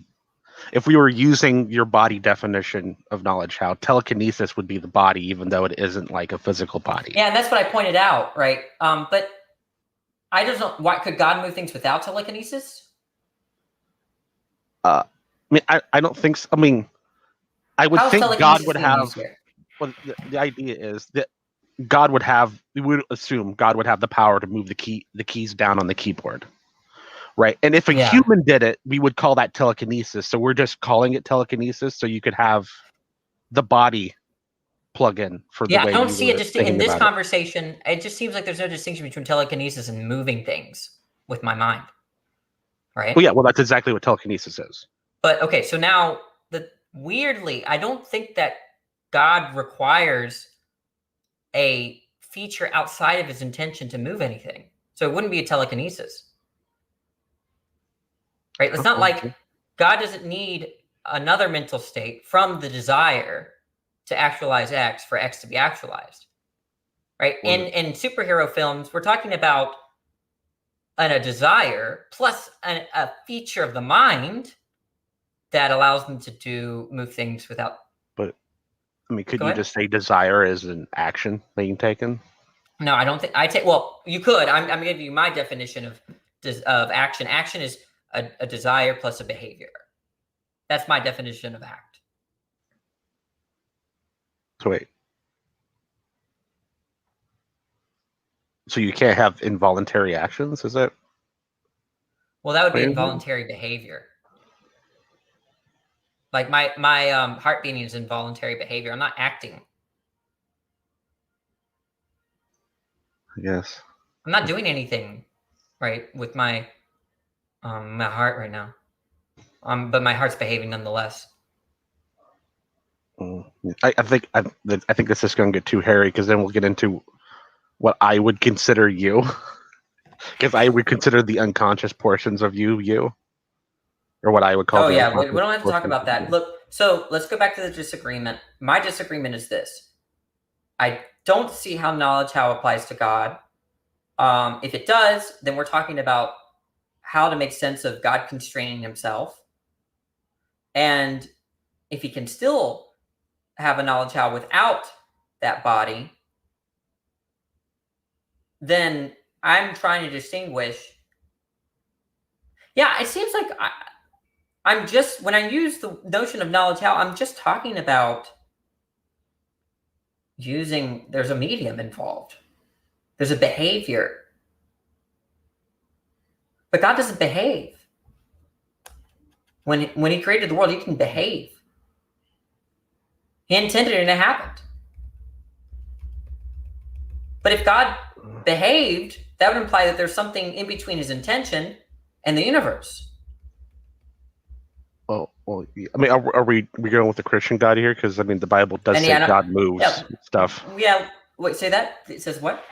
Like God moves, like in the Bible. Yeah, let's not use the biblical text because that can just be interpreted in any kind of way if he just wants. Okay, so where are we disagreeing? Can we get back to the disagreement? Because this is not easy to go over. I'm constantly getting lost. I think the only place that we disagree is that you think it requires a body, and I don't know if CRISPR will totally agree with me, but I think that simply having all the information about a body, for an example, would allow you to have the knowledge how, if you got one, to play the piano. I think it's the ability to do so when you are able to do so, not necessarily that you can do it at any given point in time. Yeah, and more to the point is that whether or not he would, God certainly could constrain himself and then do the thing. Do you think anything turns on that? Because we could debate about that, but I want to get to the integral part of what turns on the disagreement. And I'm not so sure what that is. I think it's this, right? Well, so that gives him knowledge how, right? Is that, he does it through if I give you the fact that it requires constraints, which I don't know that I would. Okay, you're granting that for sake of argument. He could nonetheless constrain himself and then do the thing. But the thing is that knowledge how doesn't require him to actually constrain himself and then do the thing. It merely requires him to have the capacity to do such a thing, which okay, one second, I'm getting lost. Do you think anything turns on our disagreement about the notion of what a body is and how I define it as a constraining thing? Do you think anything turns on it? Otherwise, we're just going to move on to something that we gotta. So I think it's better to stick with the telekinesis example that doesn't require the body at all. You didn't accept when I said Icarus? Wait, are you asking me if I accepted it, or you're asking him if he accepted it? Yeah, I'm asking if CRISPR accepted what you accepted when I gave a kind of a telekinesis. Yeah, so I think that telekinesis is no. I do actually no. I specifically do not agree with you limiting knowledge how to exclusively behavior. That's the thing you meant, right? Yeah, I think behavior is required. Yeah, so no, I don't agree. Okay, and you want to appeal to the telekinesis example. Okay. Yeah. So if I have telekinesis that just right, I want it to happen and it happens, right? So okay, so there's a there's a thing on my bookshelf over there. Well, I don't know what word we can put on it for moving the thing with my mind. Okay, with my mind, or so you're saying, okay, I'm fine with using your terminology. Let's just do that for simplicity's sake. You're saying that, or moving it as my mind. I don't know. Look, okay, let's work with it. The idea is that you would say that if God desired that there be to move a ball 5 inches in 1 second. Okay, that when that happens, those series of events that happen during that second, you're going to say that's telekinesis. That's exactly what's happening when Wanda Vision or whatever, the Scarlet Witch, if she desired that the ball move 5 feet in 1 second, that's the same thing that's going on. Well, actually, I think that that's no longer the case if you've watched the show. But I'm sorry, I didn't give a good example, but you understanding? yeah, I think so. Yeah. Okay, you want to say that those both. What's going on with whatever now it's bothering me. Who does telekinesis? I don't want to. I don't want to give anything away. Yeah, I guess Jean Grey. Yeah, Jean Grey. Yeah. Jean Grey. Yes, desire... I take that. I accept that example. Okay. That's okay. Yes, I think that's the same. So in Jean Grey, what explains why I can't do what Jean Grey does? I don't have what? I have the desire. What don't I have? Your mind. Your mind is not sufficiently connected to reality. Yeah, but that's you don't have the knowledge how to move things with your mind alone. Sure. Also that. I don't have the knowledge how to move things just simply with my mind. Yeah. Also, you possibly don't have the ability to do it, but that's. But I think that the one thing requires the other, but I'm not sure what the order of that is. I think that you have to have the ability, and then additionally, you have to have the knowledge how. I think so, right? Yeah, I think you have to have the knowledge how, the ability, and then the opportunity. If we're gonna do the full. Okay. Or the intent. Or the intent. So look, actually, there's a weird thing going on. Why can't I move what's her name? Jean Grey moved something 5 feet away from herself. What's the sense in which I can't do that? Because I don't have the knowledge how, is what you're saying. And probably you don't have the ability. She has the what ability. Does that mean? So no. So that's postulating something else, though. Look, we're saying simply that in the case of God, that he has the desire, the thing moves. There's nothing else in that equation. But now you're adding something else into the equation. Well, no, I mean, God would have to have the ability to have the thing move when he desired it. Right, but it's sort of built into the question of omnipotence that he has the ability, right? Like I didn't think anybody was arguing that. You don't mean ability by ability. You don't mean knowledge how, correct? That's right. Not alone. Yeah. Okay. What does that mean then? So it means it's possible, basically. Well, that just means I have the ability to play the piano, but I don't have the knowledge how. Yeah, like that's just. Go ahead. No, you go. Why isn't? So I do have the ability to do telekinesis. I don't think so. Wait, you said you don't have the knowledge how you don't have the knowledge how to play the piano, right? So you can't, but you have the ability? Yes. It is everything required except for the knowledge how. There's definitely a contradiction there. So in the same way that I have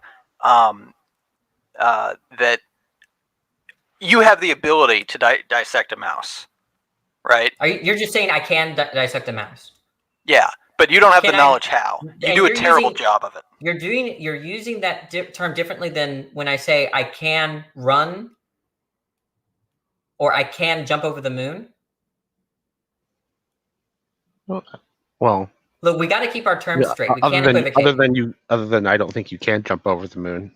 You can run. Logically, I can, right? But the ability to do something and saying you can do it is, I would say, it's the same thing.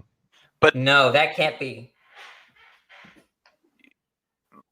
If it's not, then you would have to say you can't. Because what you're saying is that the possibility is constrained by the knowledge how. But then you're saying there is a possibility given the ability. That's a straightforward contradiction. Because remember what y'all said. Y'all said that I can't do it because I don't have the knowledge how, but I have the ability, which is just to say I can do it. That's a contradiction, unless you're equivocating. No, we didn't say you had the ability to then also move the ball. Look, think about it. I don't know who said it, but I thought I heard this. You can stop me, interrupt me if I'm getting it wrong. I thought that you said, I can't play the piano because I don't have the knowledge how. That's what I heard. Something like that, right? It's necessary but insufficient. What? So the knowledge how is necessary but not sufficient. Why is it necessary? In Because order if to you don't have the actually- knowledge how, you can't do it. That just begs the question. If you do have the knowledge how, it doesn't mean you can do it. You understand that necessary just means, like where you. That's once again like a function of possibility. So now you brought in 4 modal notions: ability, necessary, can, and knowledge how. Maybe I don't know if knowledge how. I'm not using necessary in that way. Well, then but that's what it means in these discussions. And what do you mean? No, so I mean necessary in the way that it's always meant when you say necessary but not sufficient. Yeah, look, when you're talking in philosophy and logic, coin these terms: necessary and sufficient conditions. They're necessary is a modal notion. Yeah, so necessary in this sense means that you can't do it without you can't do A without B. Right, can't is But a if you modal have notion. but if you have B, it doesn't mean you can do A. So the notion of can't there is it has to do with impossibility, right? That given if okay, you're saying this. Let's go over it again. You're saying a necessary condition for playing the piano is having the knowledge how, right? Yes. Is a necessary condition having the body? No, the other necessary condition would be having some means by which you can interact with the keys. Some means. Which is what we've been calling the ability. Right. Yeah, that is the ability. Yes. Guys, hey, thanks for being patient. This is not. I've never had to think this hard since on YouTube for a while. So, but I think that part of the problem here is that knowledge that and knowledge how are already it's already a complex form of knowledge. So I can only draw from the way I use the term. Okay, and the way I use the term involves bodies, but you're saying no. We can have a sense of knowledge how without a body. And so here's the case. Is it possible? And what I'm about to utter, please listen to this. I'm only involving these entities, nothing else. I'm only involving these entities. So here's a case in which a mind has a desire, and following the desire, there's an immediate worldly fact. Is that possible? Given nothing else. Sorry, I missed that. I was looking up something so I could read it to you. Given nothing else. I heard it, but I didn't understand it. Yeah, so take a case where all you know are 3 things, and then maybe 4, a relation. You have a mind. Okay? Now, all you know about the mind, that mind is it desires to do X, or it desires X, I should say. And then you also know that X happens, and that there's a causal connection between that desire and that state of affair. Or that, right? Now, the question is that possible? Just with those things? I would say no. You have to have an ability. The mind can have an ability, but I don't think that ability necessarily has to be a body, especially when you're talking about supernatural. What do you think, CRISPR? No, that seems right to me. What Service just said. I think that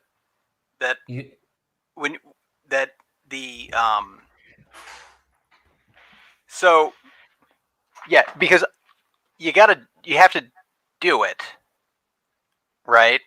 It doesn't just happen. I don't see the contradiction. So, okay, I'm not saying.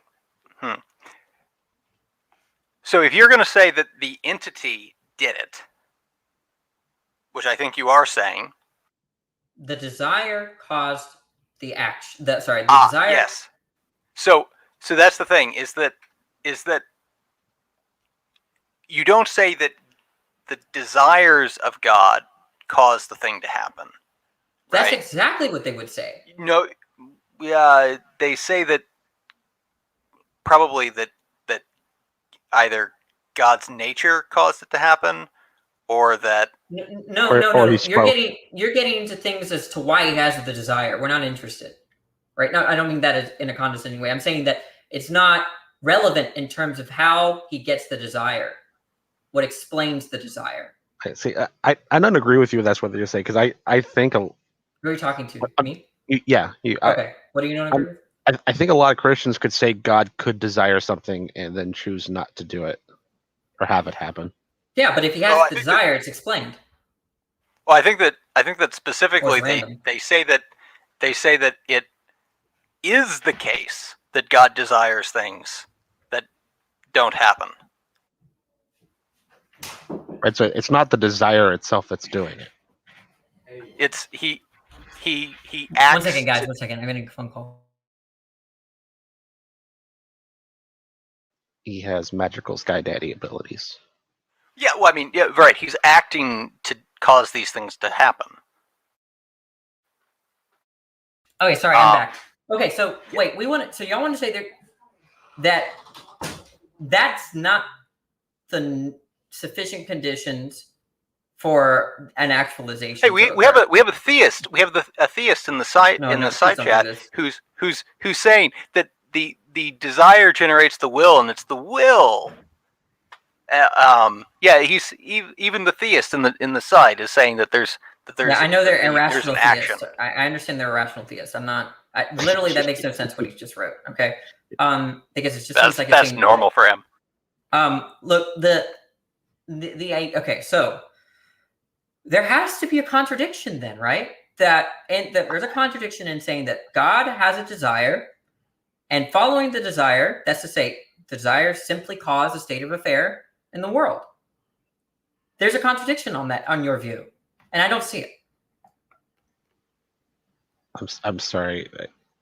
It totally slipped my mind because I was looking at Tangela describing to us that it's God's will that generates a decision that generates an action, and then he says nobody understands even a fraction of God's might. Which would include God, that's of course. funny. That's actually an entertaining. Most of what y'all talk about or Tangela is so boring, but I liked that one. Okay. Wait, no, but think about that. CRISPR, there has to be a contradiction there. I don't see that. There's a separate two separate things, right? One, is there a contradiction with what you just said? Yes. And two, is that what theist claims happens? Okay, let's just pretend I'm a theist. I'm the only one that thinks this. Is there a problem? If you're a theist, you're the only one that thinks this. I don't think there's a problem with that. Yeah, so let's talk about that problem. There could be the problem that what I'm doing is just not tracking what the theists are saying. But I do know the construal of omniscience does not involve knowledge how. That's not a common notion. So here's the thing I think with this is that it could be that the desires of God translate immediately to that state of affairs manifesting in reality, right?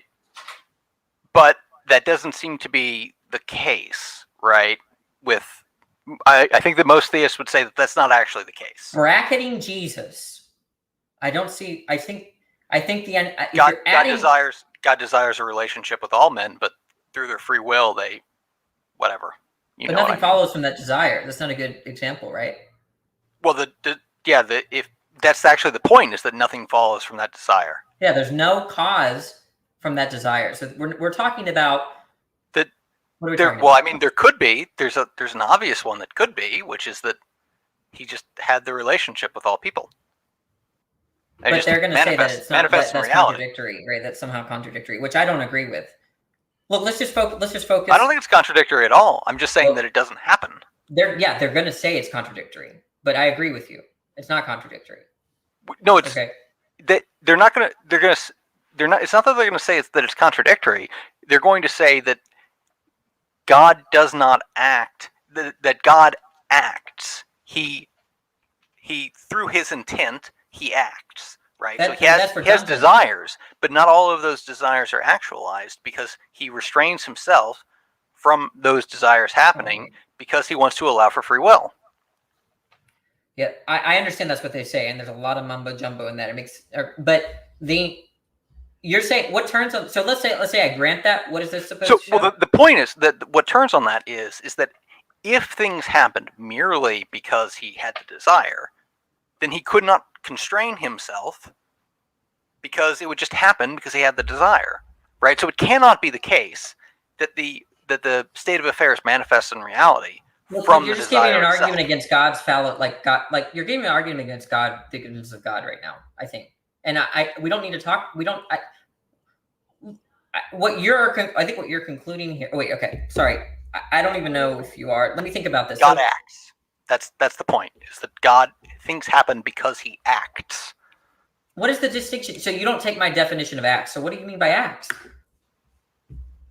He has the intent. Okay. And then from that intent follows the effect. Sure. Okay. So he acts. God. But it's not. But it's not merely the desire. The intent follows from the desire. The desire is the intent. And he can either act on it or not. Wait, the desire is the intent. No. What do you? No. How do you just? You're saying that. Look. What you're telling me is that in the sense that they're competing desires, there's certain desires that are causally inefficacious. They're not causally efficacious, right? So if I desire to go to the movies, but I also desire to do my homework, and I went to the movies, my intent is to go to the movies, but I still have the desire to do my homework. But that's not causally efficacious, right? Doesn't cause anything. Okay, so that's what you're suggesting. What turns on this? Well, no, he's not saying that it has to. Okay, so put it like this: I can have a desire to do something, but never actually have the intent to do it.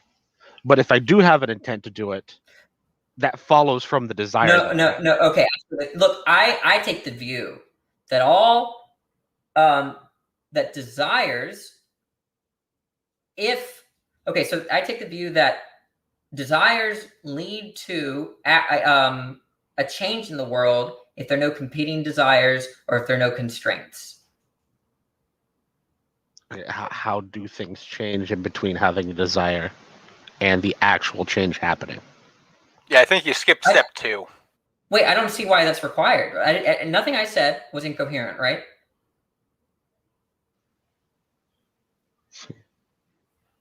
Well, so I'm trying to remember how you. I don't reject the logical possibility of it, but I don't think that it relates to what anybody thinks is the way things are actually happening, right? So it's not. So in other words, right, exactly. So in other words, it's not that what you're saying is not logically possible. It's just not true. It's not true of what theists believe. Yeah, I'm skeptical of that, though. I feel like what I'm saying. We're doing this internally, I'm so it's scared. We're talking about it in reality, but I'm so scared of asking Otangelo. But that I do you think our conversation hinges on that? Because the disagreement was initially I contended that look, it's incoherent that God has knowledge how. So it doesn't matter what theists think. I'm making that claim is still going to go through. And if you're just saying that most theists wouldn't think that's incoherent, I'm not interested. Well, you know when I say when I'm not interested, right. No, so yeah, I take your point. On that. So my point then would be the fact that it's logically possible for the desire to immediately manifest in reality. Yeah. The fact that that's possible doesn't mean that it's required, right? So it could be. I'm with you there. It could be that there's no step 2, but it could also be that there is a step 2, right? Well, and if there is a step 2, then you have the coherence of knowledge how. Okay, so let's distinguish these two cases. Let's say God desires X, knowing that X will cause Y. Okay. Was there knowledge how? Necessarily. Well, he hasn't done it yet, right? No, let's say he did. Or has he done it? Yeah, he did it. Was there knowledge how? I mean that might count. I think that might count under both versions we have going on here. So Because if he could cause X to happen and he knew that X would cause Y, then he would be able to do Y. Yeah, so I think that it's knowledge how for Y, maybe not for X. So God knew how to bring about. Everything me and CRISPR are saying is basically plugging something into the X in that equation. So y'all would say that God doesn't have the knowledge how X, right? But he knows how the knowledge how to Y. Yeah. In that example. So knowledge how seems to just be anything that's caused after the state which immediately precedes the intention. Well, yeah, I mean that's so So if we're doing how you're defining it, right? You have the desire to play a piano, and then you move your body, which is this change in state of reality, right? And then you're playing the piano, and you have knowledge how of the piano. So maybe you could, using the way you're laying it out, maybe God doesn't have the knowledge how to move body, but he can move the body and have knowledge how of piano. So in this case, if God just desired and then caused Y immediately after, there's no knowledge how. But if God caused X, which caused Y, then he has knowledge how, right? Yes. And that's because There's an intermediate. he's indirectly responsible for Y, is what you would say, right? I mean, I think there's a problem there. Depends on how you want to define responsibility. Well, I'm just wondering. And possibly how you define indirectly, but like if his intention was to do Y, and the way in which he knew how to do Y was X, right? Then the X is just Agreed. That middle mechanism. That shows a constraint, right? God wanted to do Y, but used X to get Y, but had really no X was a means to Y, which means that if God could have, okay, so here's the weird thing. Presumably they're gonna say God is practically rational. Okay, that means he's efficient. So if God wants all Y, things are equally efficient for God. Oh, okay. There's no inefficiency for God? I don't see how there could be. No, I agree. But that just renders the notion of efficiency and good kind of meaningless, right? I mean, I agree with you. If that's what you're saying. It seems so, yeah. Okay, yeah, no, I'm right there with you. I'm just wondering if anything turns on that. But I don't think so. But look, you're the one who brought it up, so I don't know. Okay, so okay, that's fine. I'm just thinking like a theist. So, all right. So you're saying I lost my train of thought, CRISPR. You were saying so God wants Y to happen, right? Yes. He could either use X to bring about Y, or just just directly caused Y, right? So he could either do X to have Y happen, or he could just do Y. Now, and here, does it matter the reason why he used X to get Y? Does it matter, do you think, to our notion of knowledge how? I don't think so. Okay. So I mean, yeah, he thinks. I mean, for whatever reason in his knowledge, right? I hope you could hear the capitalization on his in that sentence, but I did my best. That it's better somehow to do Y through X than to just do Y directly in quotes. Then fine, fair enough. That his prerogative. I don't think it changes anything. The fact that he did it through X is knowledge how. It doesn't matter doesn't matter why he did it through X. Yeah, I'm fine with that. We're just defending coherency. Or I'm trying to attack coherency, and that's coherent to say that God randomly used X. I don't know. I don't know that it needs to be random. Well, it would be random if there's no reason. It would have to be random. He could have a reason, or he could not have a reason. Right, I'm just saying that if there's no reason, then it's random. So what I'm saying is that it could be random, or it could not be random. Right. Either way, it does. Nothing turns on it. Exactly. Right. Okay. So that's all I was asking. I'm wondering. The word random is. I was asking you whether basically does anything turn on whether there's a reason for why God. No, I don't think so. Okay. No, I don't think so. Okay. So then, when we say though that God knows how to create a star, that means that God uses non-star things to create stars. That God knows how to use non-star things to create stars, right? That's what it would have to mean. Yeah. Keep in mind, I mean, the way I set this out, it's trying to translate into how you were defining it. When it comes to knowledge, how I'm vaguely intellectualist, so I think knowledge how is just actually derived from knowledge that's. Really? Yeah. And I'm assuming, I'm just kind of taking the view that they're distinct, but I'm totally open. Let me tell you something.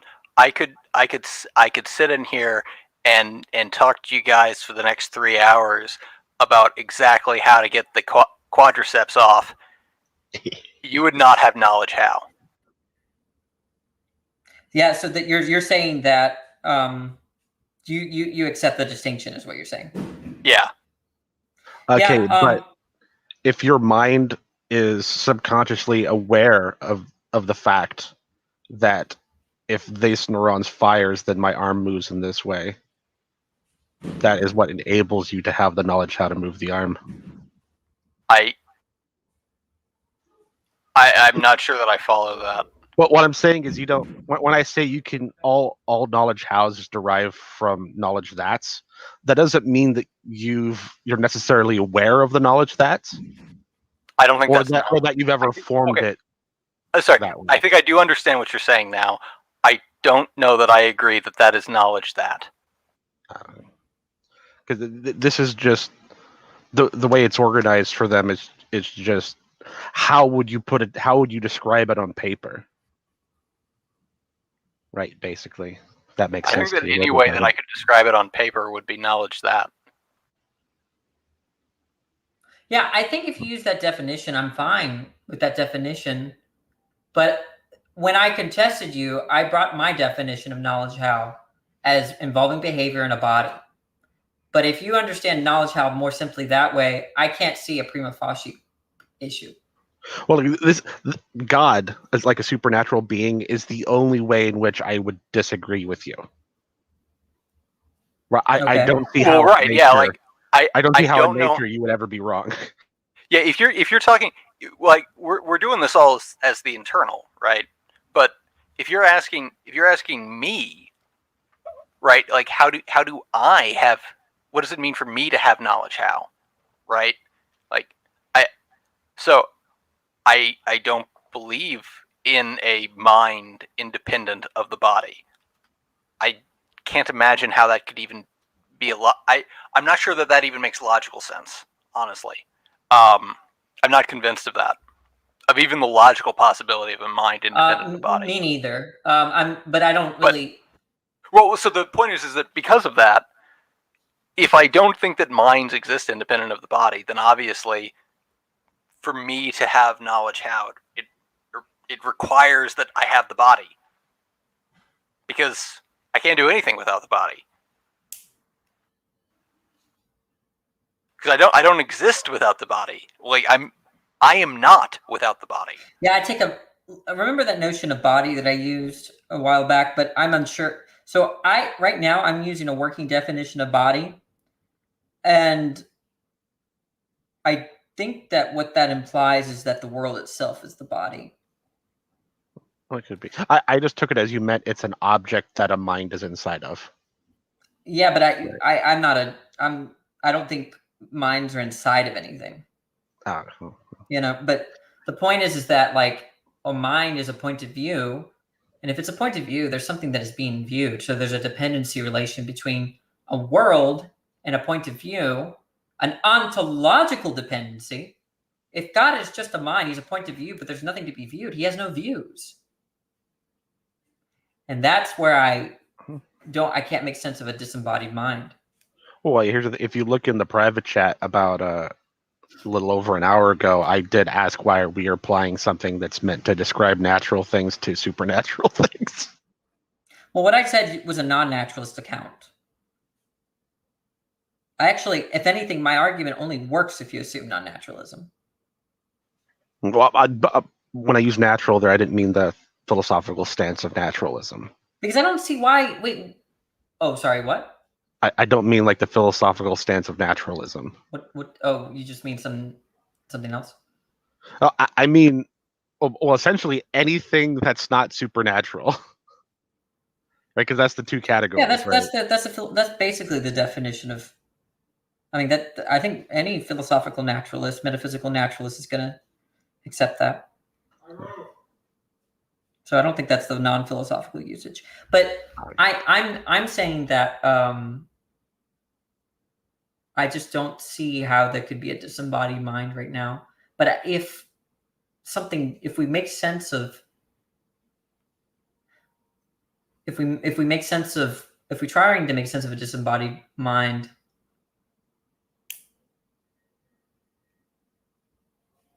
now again, when you say body, you don't just mean like here's the weird thing. Okay, so on your body. view, but I think there's a reductio. Either you're gonna have to accept my view or the view that the world is the body. That's gonna be so bizarre. And on your view, especially, because I think that can work on my view. I don't think it can work on a naturalist view. If you take that notion of knowledge, how, right?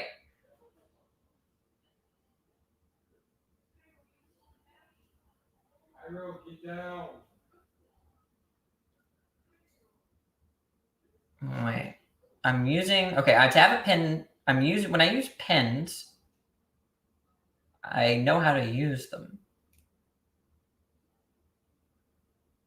And I'm talking when I'm trying to explain to someone that I know how to use them, I can convey things propositionally, right? That, okay, you open the cap, but opening the cap is what I know how to do.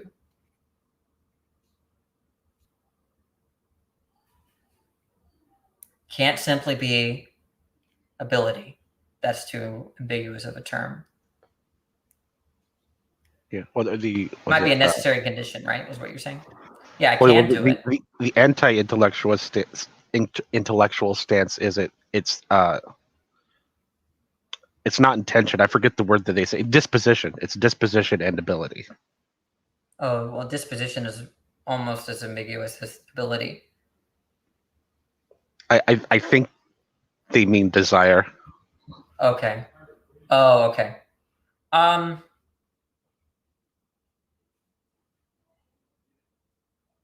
So do I now think that God has knowledge? How? I can only accept that if I understand my definition of knowledge how is not really tracking what I mean. What? Look, so when I think that this was a semantic dispute. Because I'm not going to let go. I think what I truly mean when I say I know how to do something, I'm talking about my behavior. I'm talking about how to move my body. Yeah, me and CRISPR agreed with you, and okay, the only time we would step out of that is when we're trying to describe something. But why would the meaning change? But why would the meaning change? Well, because God is not a consistent. Because God is so different from anything that actually exists that it requires a special examination. I think that's why. Okay. But you agree with me that on my definition, he doesn't have knowledge how. if he's disembodied. Well, I mean, okay, so like you said, the only way that you can think of it is using a body, right? I talk about behavior, yeah. Well, I mean, So would you say well, God I doesn't think have it's more like behaviors? so if I say on my view, Mhm. the only minds that exist are the ones in bodies, right? Okay. I think that's a perfectly consistent thing to say. But am I? I want to know whether that definition is still myopic. Well, the theist would say yes, right? Obviously, The theist would say.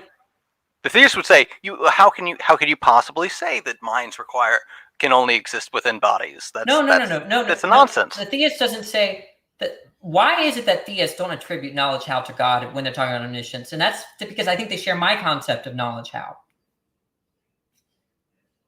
I really think so. Look, Google omniscience. They don't include knowledge how because I'm with you on that. I think, well, at least normally whenever I talk to a theist that's doing apologetics, they say God knows all things that are true, which would mean propositional knowledge. Well, I should point out that the knowledge how I was saying actually comes from omnipotence, not omniscience. Oh, what? Yeah, you may have missed that at the beginning. This was like an hour and a half ago. Are you I heard him say it right a couple now? times. No, Christopher. You were saying that omniscience entails omnipotence. No, that was Leo. I said that omnipotence entails God. omniscience. I said that omnipotence entails omniscience because one of the things that is logically possible for you to do is to know all propositions, right? Right.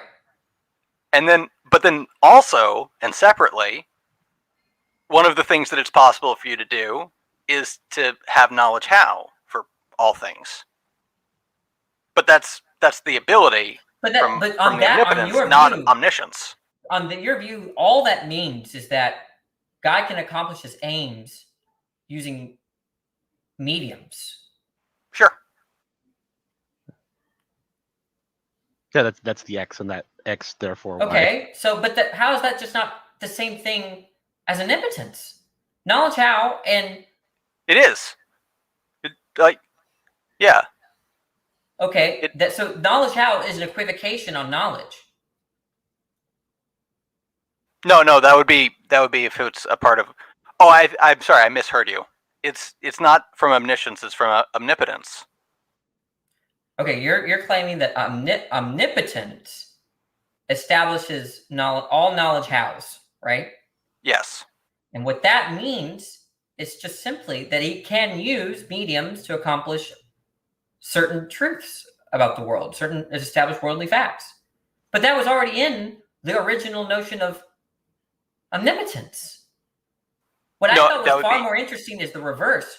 Leo is made a far more interesting claim, I think, that omniscience implies omnipotence because omniscience is knowledge, all knowledge. Knowledge how is a kind of knowledge. Therefore, God has knowledge how to do everything. Therefore, he can do anything. Right, but I sort of agree with you that usually, just as omnipotence is usually defined to mean the ability to do all things it's logically possible to do, omniscience is usually defined to mean knowledge of all propositional truths, right? So it's like if you're thinking about omniscience in that sense, then it doesn't. You can't really. Based on my conversation with you, this is what I've concluded. The normal usage, the way I meant, and most even Christians meant, I know how to do X. That means they know how to behave. We're talking about bodies. Okay, that's how I normally use it. Okay, and then I don't know what happened between Leo and Christopher. I forgot the claims, but it doesn't matter. What I've concluded now is that we've revised knowledge how to fit God's paradigm, the paradigm of God, and all that just means is omnipotence. Yeah. To say that God has all knowledge how is just say he's omnipotent. Well, no. I'm not sure if I agree with that. I absolutely maintain that the reverse is true. That to say that God is omnipotent entails that he has all knowledge how, right? But I don't know if it necessarily logically follows that to say that God has all knowledge how entails that he is omnipotent. I don't know. there's a it's a nested set, and I'm not sure if it's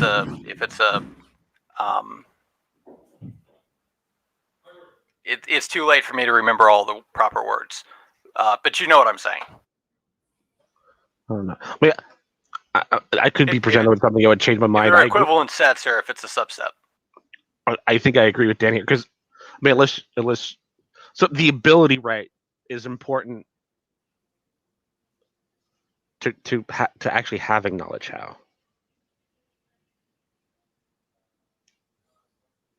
Right. Yeah, I don't know. Because there's like even in the literature, there's like 2 or 3 ways to look at it. Yeah. Yeah, that doesn't help because it's not clear.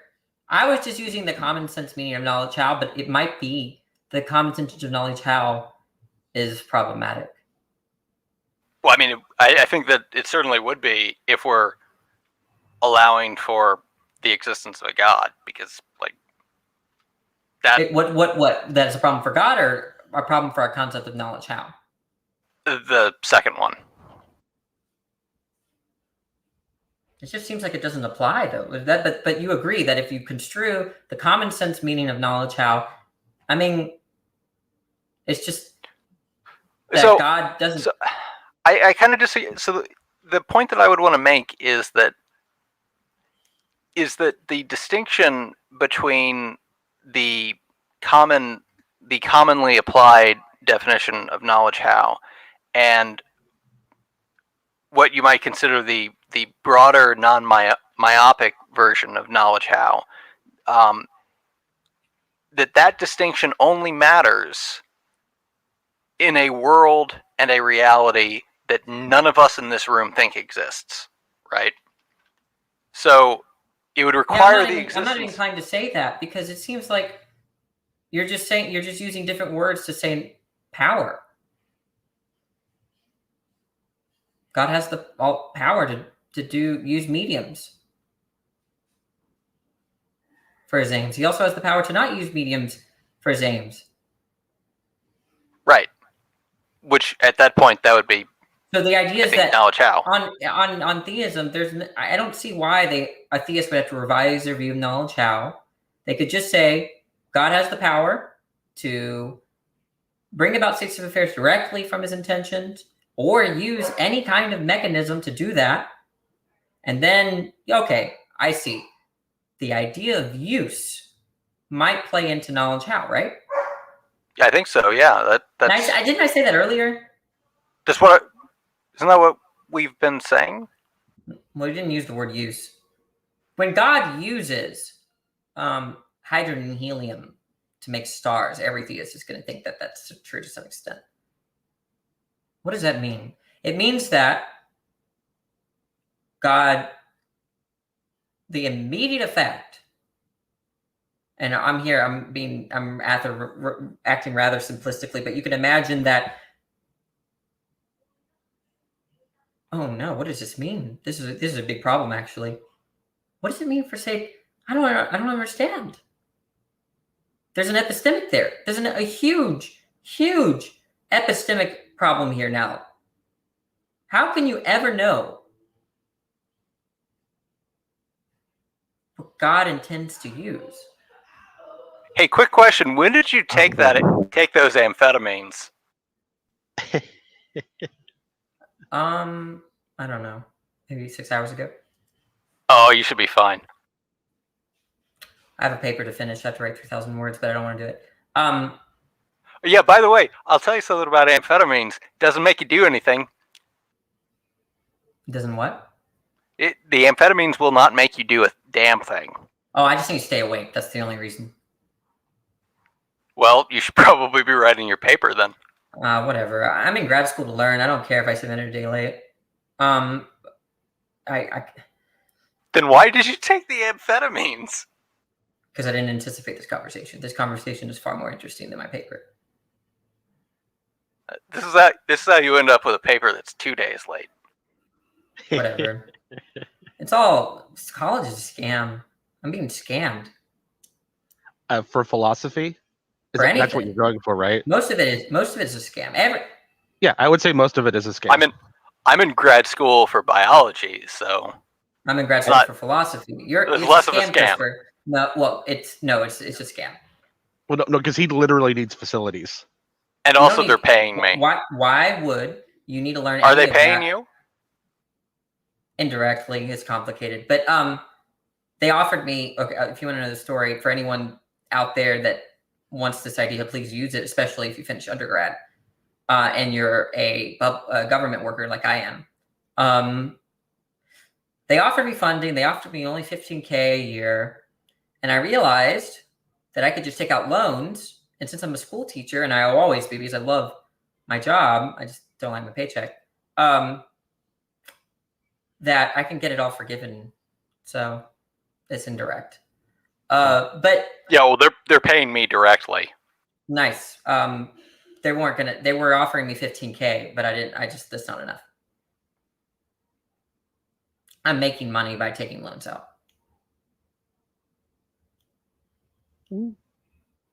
But no, it's a scam.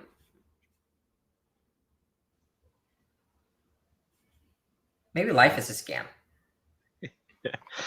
I would say if the only thing you're trying to do is get the piece of paper to show someone else that you know. No, that's not what I then it is a explicitly scam. said what I wanted to do. Right? I said I just want to learn this stuff. The grades are a scam. In that case, you are being scammed and thinking that you actually need the that the paper. grades. I don't care about the grades. Only insofar as Can you just crack a book? I mean, I don't see where if you're just looking to learn this stuff, I don't see where the college comes into it. I am perfectly capable of reading the book by myself. And I guess the only thing that I would not do is write. I hate writing. Now, see, from my field, I need the money from either a university or someone that likes what I want to try. So I have to go through the system to get that. Do you have any idea how much sequencing costs? Yeah, I don't, but it seems expensive. Yeah, it's. I mean, so very high-tech equipment, very low demand. A full flow cell for one of the more modern sequencers is like $40K. That 30. I'm trying to remember the catalog. It's like $36,000. That'll get you about 40 high coverage human genomes. So that's a lot of sequence data, but also it's like $40,000 for that flow cell. That's expensive. Christopher, you like biology? You like it?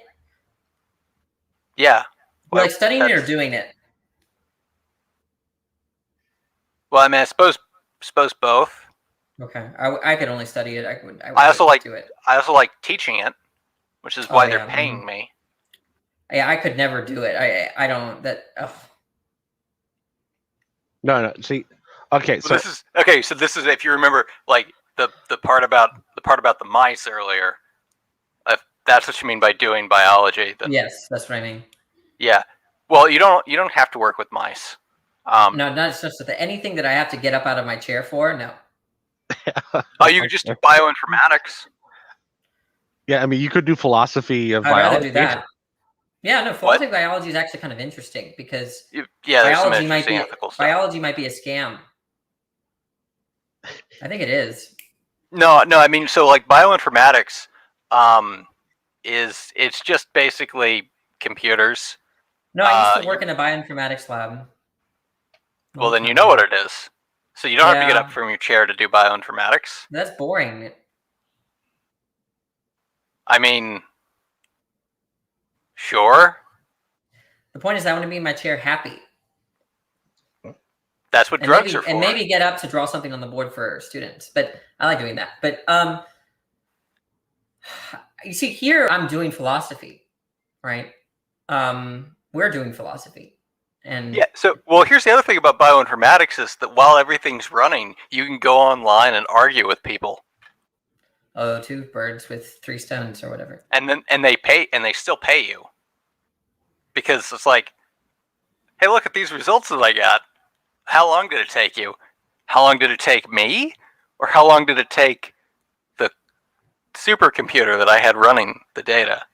Because those are two very different questions. When I worked in one lab and I visited another often, and I realized this is not what I want to do. Oh no, I like bioinformatics. It's a lot of challenging stuff. I've written a bit of software for it. Oh, nice. And that's the thing, is that I kind of like programming. I kind of like some of the wet work too is good. You know, I can do a range of things. Also, I like statistics. Oh God, you love everything I hate. Well, someone has to. Yeah, but the thing is that combination of skills and interests is also highly compensated.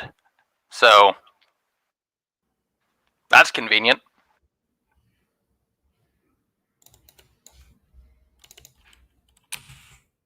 But I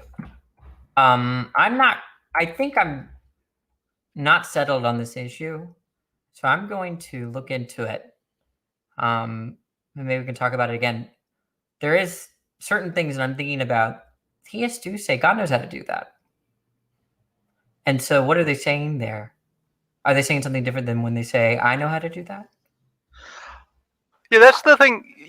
When you talk about, or when they talk about the idea that God made the universe in such a way that the three of us are sitting at our computers at this time of night talking to each other, right? But it's logically possible he could have made the universe in such a way that we were responsible and asleep right now. But he didn't. But he knows how he could have, right? The kind of thing that they would, the kind of thing that they would say. Yeah, they would say that, but I think that's what based on our discussion, that's just going to reduce to he can do that. He couldn't have done otherwise. I don't see the difference between God knew how to set up the world in a way we're responsible and asleep, and God can do that. I don't see the difference. Except for what we stipulated, that God is using a medium. But that's weird. They're not, when they say that, I don't feel like they're saying, oh, God knows how to use God uses a medium or uses things. I agree with you. I don't think they're thinking that, but I don't think they really think out a lot of those things, like when they say them. I think they're anthropomorphizing. They're anthropomorphizing there. Also, I don't think that they think through almost anything that they say. Well, let's be fair, atheists don't either. Well, yeah, sure. I agree. I mean, people don't think through these things usually. They don't care. Yeah, I mean, it does, because it generally doesn't matter. Well, yeah, I'm not a realist about that. Just depends on the person. Yeah, I mean, like, honestly, if this conversation hadn't happened, like, I don't think my life would have been any different. My life might change now. It might. Yours might. I don't think. This week is going to change for me because I'm going to read a lot. I'm going to try, if I have time, to read stuff on Knowledge How. I did once, but I will not.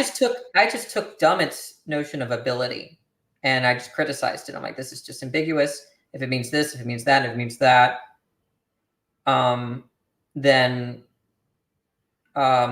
he has problems. And I stopped there, but I didn't consider, oh, well, maybe knowledge has something other than ability. I only had, it was a short paper. Okay, wait, so I got a question. Is knowledge of no longer a thing that's talked about? Does that not matter? I haven't heard it, but I'm not a good person to ask about that stuff. Okay. I liked it when it was laid out in 3 different kinds of knowledge. It made more sense to me. That's what it was. There are 3. There are 3 kinds. Oh, knowledge of. Oh, I usually hear knowledge of. I think you might be talking by. Sometimes I hear it as knowledge by acquaintance. Yes. Same thing.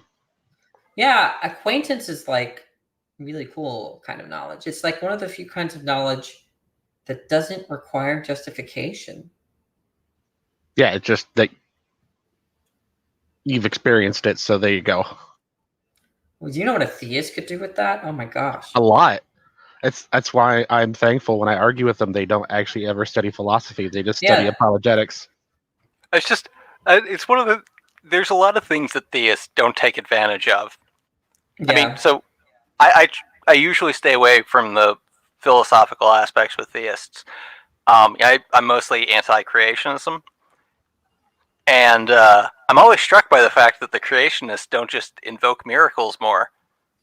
Because, like, why wouldn't you? What are they doing? What are they doing? Like, they're arguing You've over got science. God on your side.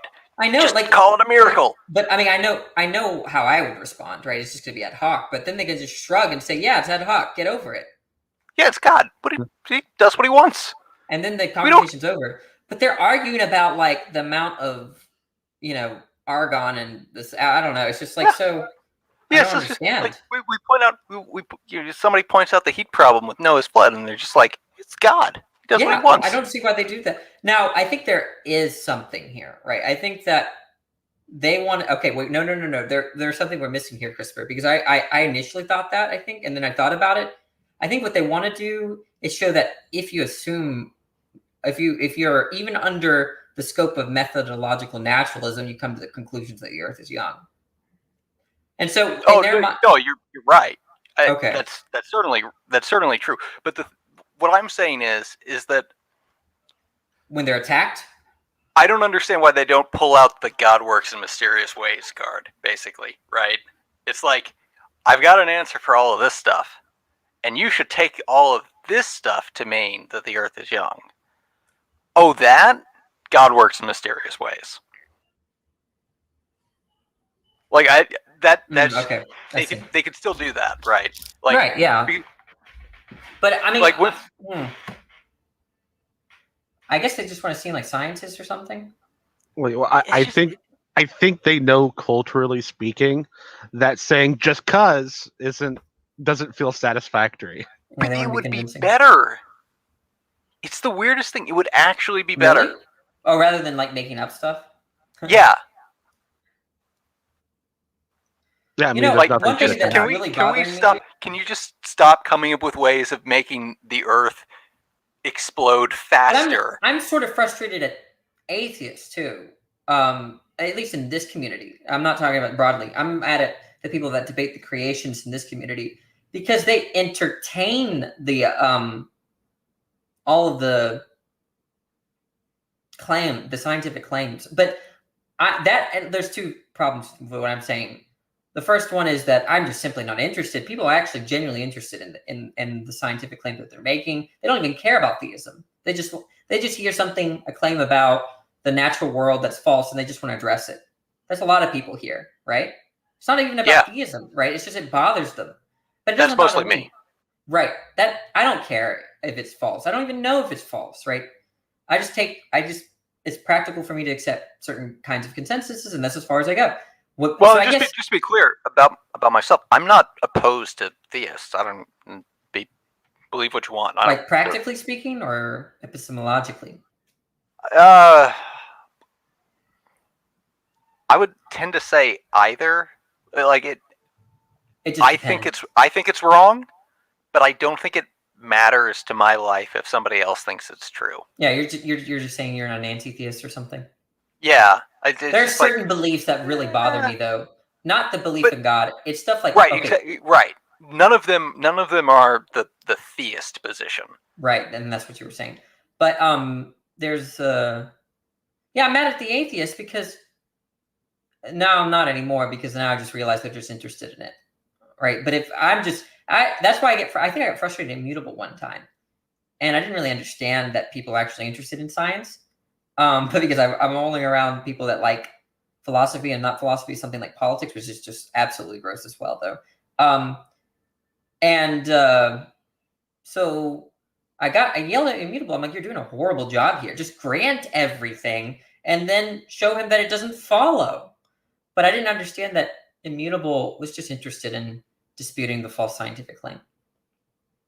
Yeah, I mean, I actually I will do that sometimes if I think that there's a really funny, if I think there's, did that go through my mic? Did you guys hear that? Yeah. Yeah, a little bit. Yeah, he does that sometimes. I don't know why. I didn't even. I only noticed it until you asked me about it. My elbow drop. Anyway, so if there's something funny that I think I can catch him on in the science, I'll just like, okay, well, even if that's true, let's look at that. But also, like, if they're saying something that's just obviously false, that's yeah. I don't even care if like they told me that the Earth was flat. I just don't care.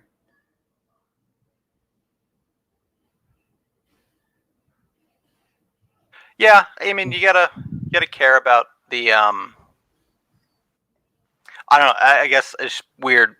It's really weird for me to hear somebody like, "Oh, I don't." But there care were about things that I do science. care about empirically, because like certain things that if they were true though, I would just find myself being a theist because I couldn't help it. It wouldn't be because like I reasoned to it. Does that make any sense?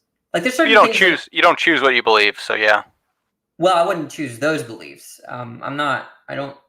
I don't think you choose any beliefs.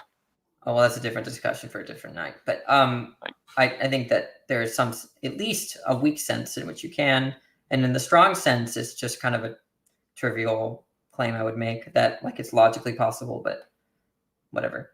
And then that a lot of that has to do with our conversation about knowledge how. But I don't know what I was talking about.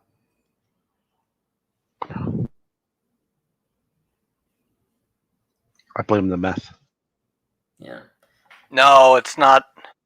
It's not methamphetamine. It's just. Oh yeah, like if I found know. if I found the Earth was in the center of the universe, that would spook me out. I just would. It's Adderall, not Disoxin. Does it count that it's the center of the observable universe? Well, everywhere is the center of the observable universe. Is it though? I don't know. Yeah, that's what it means for it to be observable. Yeah, that wouldn't spook you guys out. That wouldn't spook you. Like you would almost like, oh my gosh, are we like special? You wouldn't think that. I would, but there would be so many things that would lead up to that conclusion that are also spooky. I think by that point it wouldn't matter much anymore. Yeah, I'm just kind of annoyed that I'm that way though. Well, and the other thing is that like you say that about yourself, but you can't actually know that that's true because know what's true. You can't know that it's true that if the Earth were the actual center of the universe, that you would therefore believe. You can think that. Well, I can grant that. I'm just saying that I would think about it being true, that theism is true. Then that bothers me. I would consider. Oh, sure, but I don't think that should necessarily bother you. Well, it's just but why it bothers me because it's not informed by an argument. Like I want arguments to bother me, not like observations. Yeah, I guess I could. I don't know for a fact, but I do believe that it's true that I would think something probably akin to some type of theism. I don't. Man, that's spooky. I don't know how that would get me to Christianity or anything, but maybe like pantheism, maybe. So I think that if you learned that the Earth was the center of the universe, and from that you concluded that a 2,000-year-old dead Jew was God, that should bother you.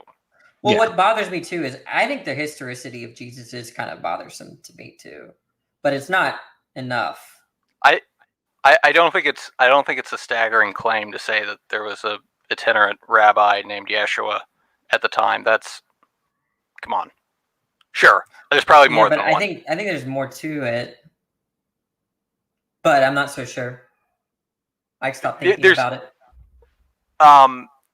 So ignoring all of the miracle claims, there's nothing about like, okay, there's a guy, he had some friends, he traveled around the area, and eventually he was killed for it.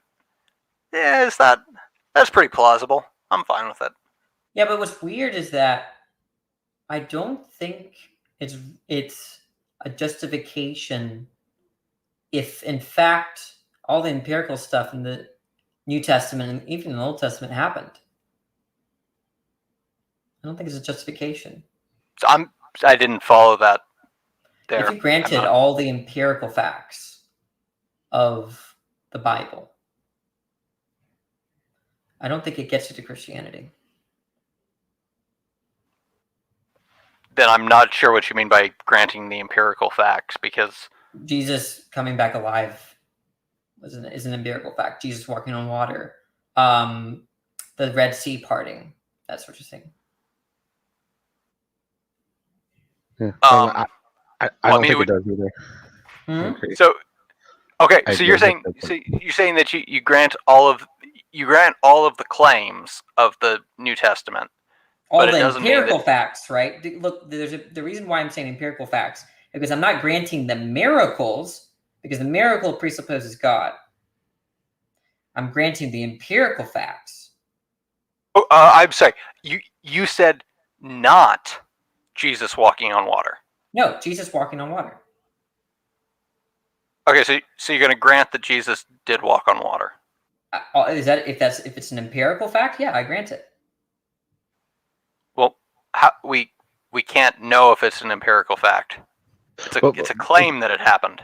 No, I'm saying if I grant all of those empirical claims made in the Bible, it doesn't get you justifiably to Christianity or theism. Okay, so you're granting that it did in fact happen, but not that it is a miracle that it happened.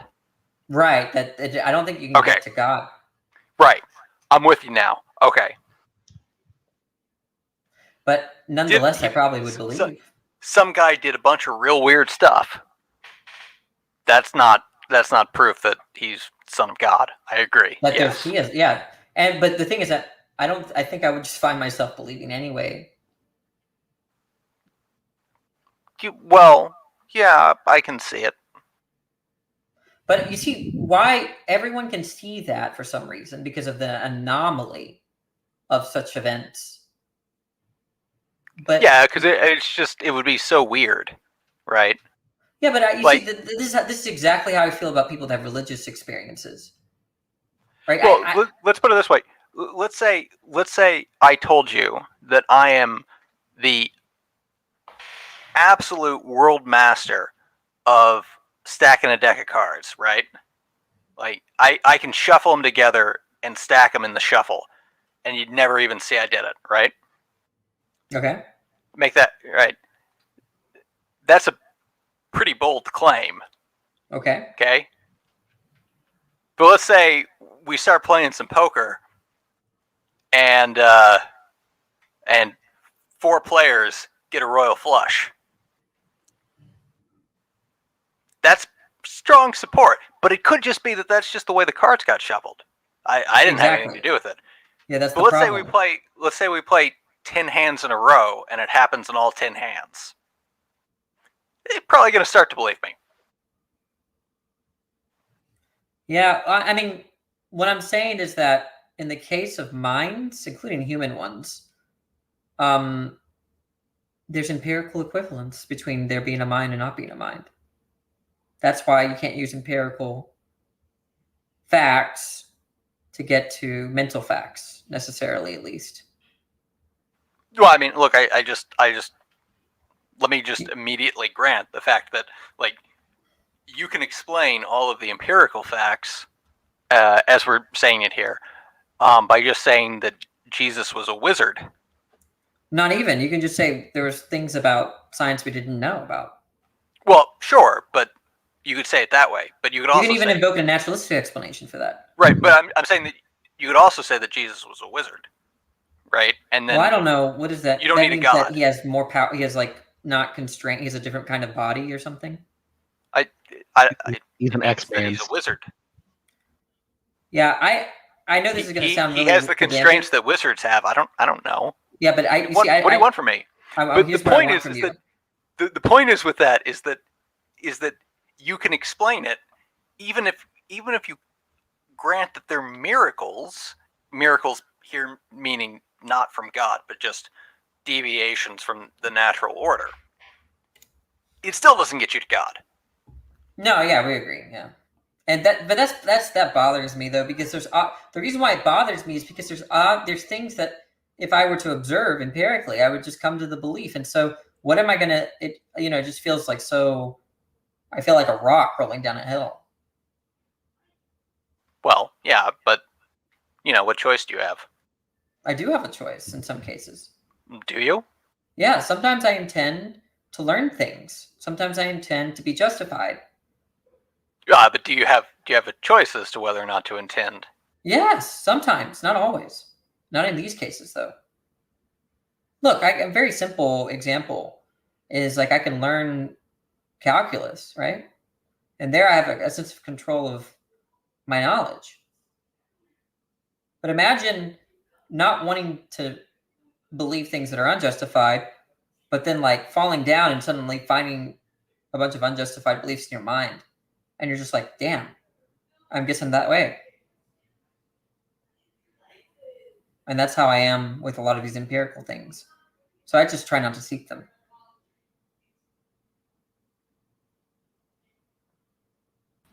I kind of want to argue now that Jesus was that 10 billionth tornado to go through a junkyard and put together a car. I want to argue that he's a wizard. Yeah, but I think CRISPR, I don't know what a wizard is. I don't know what a wizard is. That's the point. What are you talking about? Let's let Speed turn this off. He's probably ready to go to bed. Sorry. Hey, boys and girls. What have you accomplished? I think that we've come to a tentative agreement on it being a more or less semantic thing, and also that most of the dispute was him thinking that I said something that Leo said. So yeah, we spent 12 hours to learn how to translate between the two of us. Yeah. Well, I don't want to. No, I don't want to reduce it to that. I'm inspired to read stuff now. So if that counts for anything. Knowledge how? I don't know that. I need a robust account now. How about that paper that somebody posted by Ren Huming? Was it on knowledge how, or was it on like on like knowledge of that, and knowledge how? Hold on, I got to respond to somebody in the chat. To Icarus, he wasn't. He was a wizard first. He came back as a lick. Okay. This is very simple. That makes sense. That's how they work. Is you start as a wizard, and then through some ceremony you become a lick. It's just like you got to know your lore if you're going to throw those words out. But anyway, Danny, there are two links in the description. One is to an SCP article on knowledge that or whatever, or knowledge how, whatever. And then that paper that somebody put up, I can't remember. Kafei put it up. Anyway, but I'm going to read that paper, take a look at it. But I think this, God, if you guys would just accept scientism, strong physicalism, and naturalism, all of these things are so easy. But anyway, let's read the paper. We'll talk about it another time, Danny. Why don't I just presuppose God? I want to go to These sleep. are real easy too. I'll start a fire. I'm more or less a reductionist. What are you guys talking about? What the hell? Just turn it off. Non-reductive physicist or physicalist? When you say reductivist, are you saying that? Are you talking about an identity statement? I'm saying that all things reduce to simpler interactions. Right. So you're making an identity statement, right? Yeah, I'm booting you guys now. Probably. Okay. So what's the difference between a non-reductive identity and a reductive identity? Well, the non-reductive one can't be reduced. What's an example? Danny? I don't think there are any. There are no non-reductive identities? Danny. Do you think 2 is 2? You got to go to sleep now, Danny. So 2 is an abstract, and it exists as brain states. No, not exclusively. So, and the brain states are then reducible to the underlying chemistry thereof. Okay, is the underlying chemistry the underlying chemistry? What now? Is the underlying chemistry? No, there's physics. So I suspect that there probably is a bottom, somewhere in physics. I don't specifically know what it is, though. Okay. Yeah. But why don't we take this up again tomorrow when I'm awake and we'll talk about physicalism? I am probably not going to be here for tomorrow, but I'm not so sure. Well, the next time. How often do you take amphetamines? Because I'm curious as to what your recovery is going to be. 6 times a year. Really? Why? Oh, yeah. What's the dosage? 30. 30 milligrams. You took 30 as a single instant? I think it's XR. Oh man. Okay, yeah. Yeah, you don't have. Well, you're not going to be sleeping tonight, so you're fine. That's perfect. Yeah. Yeah. What is it? Adderall? Yeah. Yeah, meth. You're doing meth, dude. No, meth is disoxin. Meth is pretty goddamn close to Adderall. Adderall is amphetamine. Very different. I just use it. It doesn't even help me focus. Meth is what? Meth is pretty similar to amphetamine. It doesn't really help me focus. Methamphetamine is very similar to amphetamine. It doesn't even help me focus. Extra methyl group. Yeah, science nerds, please. It doesn't really help me focus. It just helps me stay up and have energy. That's it. Yeah, that's. And it also makes you more talkative. That's doing meth. Yeah, energy. You may as well do meth. I have more energy, and I have No, meth has some. It hits the receptors in a slightly different way. Yeah, although what you really want to do, I've done both. I've done both these things. I've been hooked on all of these. Get a lower dosage, the lowest dosage of the Adderall, and also meth. A very small amount of MDMA. A very small dose of meth will calm me down because I'm highly ADHD, and a very small dose of Ritalin will, and a very small dose of Adderall. But Ritalin is basically cocaine. Yeah, but if you go above that small dose, then you get the stimulant effect, and they're pretty damn similar. They hit pretty much the same areas, or at least they hit the same problem areas. But Danny's a meth addict. What the hell? I don't know why. Okay, you must really hate Darth, man. Hate what? You really hate Darth. Darth? Darth Dawkins. You mean Dingle Balls? Yeah, you really hate him, don't you? I don't like the man. No, I think he's disgusting. Yeah, I think you probably hate Darth more than you like Leo. Hate Darth more than I like Leo. I can't put that together at 12:10. Well, you said the exact kind of things that would made him leave the room, but I think that him staying in the room was good for like everyone. I don't think so. Okay, well, we're just talking about we just have different goals. Well, maybe he belongs in some rooms, but I don't really need that kind of fucking dumpster shit on my. Yeah, but that just means you have different goals. Like most of us are trying to promote our content or whatever, like especially Leo. Yeah, well, like I say, I can hire hookers. Let me say this real simple. Having him in here was good for your channel. Having him rage quit like that was also good for your channel. Oh yes, I know. having him just like letting him in and just like letting him do whatever he wants and just being himself and having no repercussions. That would not have been good for your channel. No, that wouldn't have been good. Oh. Yeah, you're right. Yep. Yeah, but I think he was kind of, other than the insults, I think he was behaving. He was behaving as best as he's able, which isn't saying much. What do you mean by hate, Danny? I don't hate the man. I just dislike him. You don't like him? I think he stinks. When I say hate, I'm just talking about. And I scream, and I flush it down the toilet. Look, hate is just expressing a gradient of where you are in terms of dislike or something. I don't hate him. Yeah, you just dislike him but not to the extent that like you super dislike them. That's all I mean by hatred. You think that's how it works? I don't know. What's the difference between hatred and dislike? Hatred. It just seems like a degree or something. Much more powerful. Right, degree. Want to kill sort of thing, or want to do harm. Want to do harm to a person. No, you want to do harm to a person. That's very different than what explains that. Not liking them around. I mean, if you don't like somebody around, you just walk away. Look, it's a matter of degree.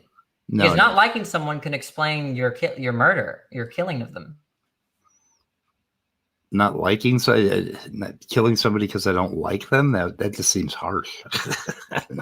But it's the idea is liking or disliking isn't tied. It's tied to small degree of like like the there's not. Okay, Dan. Okay, Dan. You go take some Valium. Hatred just means like extreme. And we'll get to this later. But never take depressants with stimulants. Why? Stimulants tend to be short acting. Depressants tend to be long acting. Oh yeah, I figured that out with the green and clears. Holy shit! This is why people die when they mix them. Have you heard of green and clears?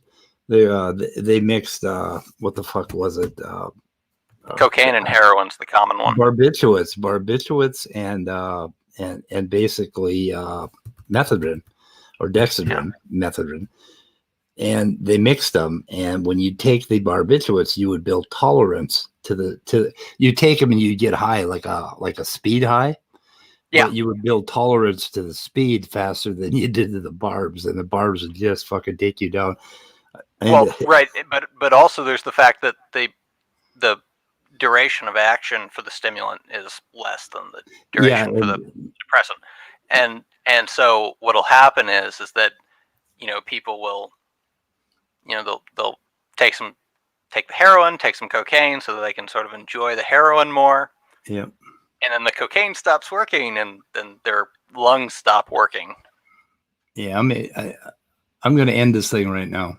So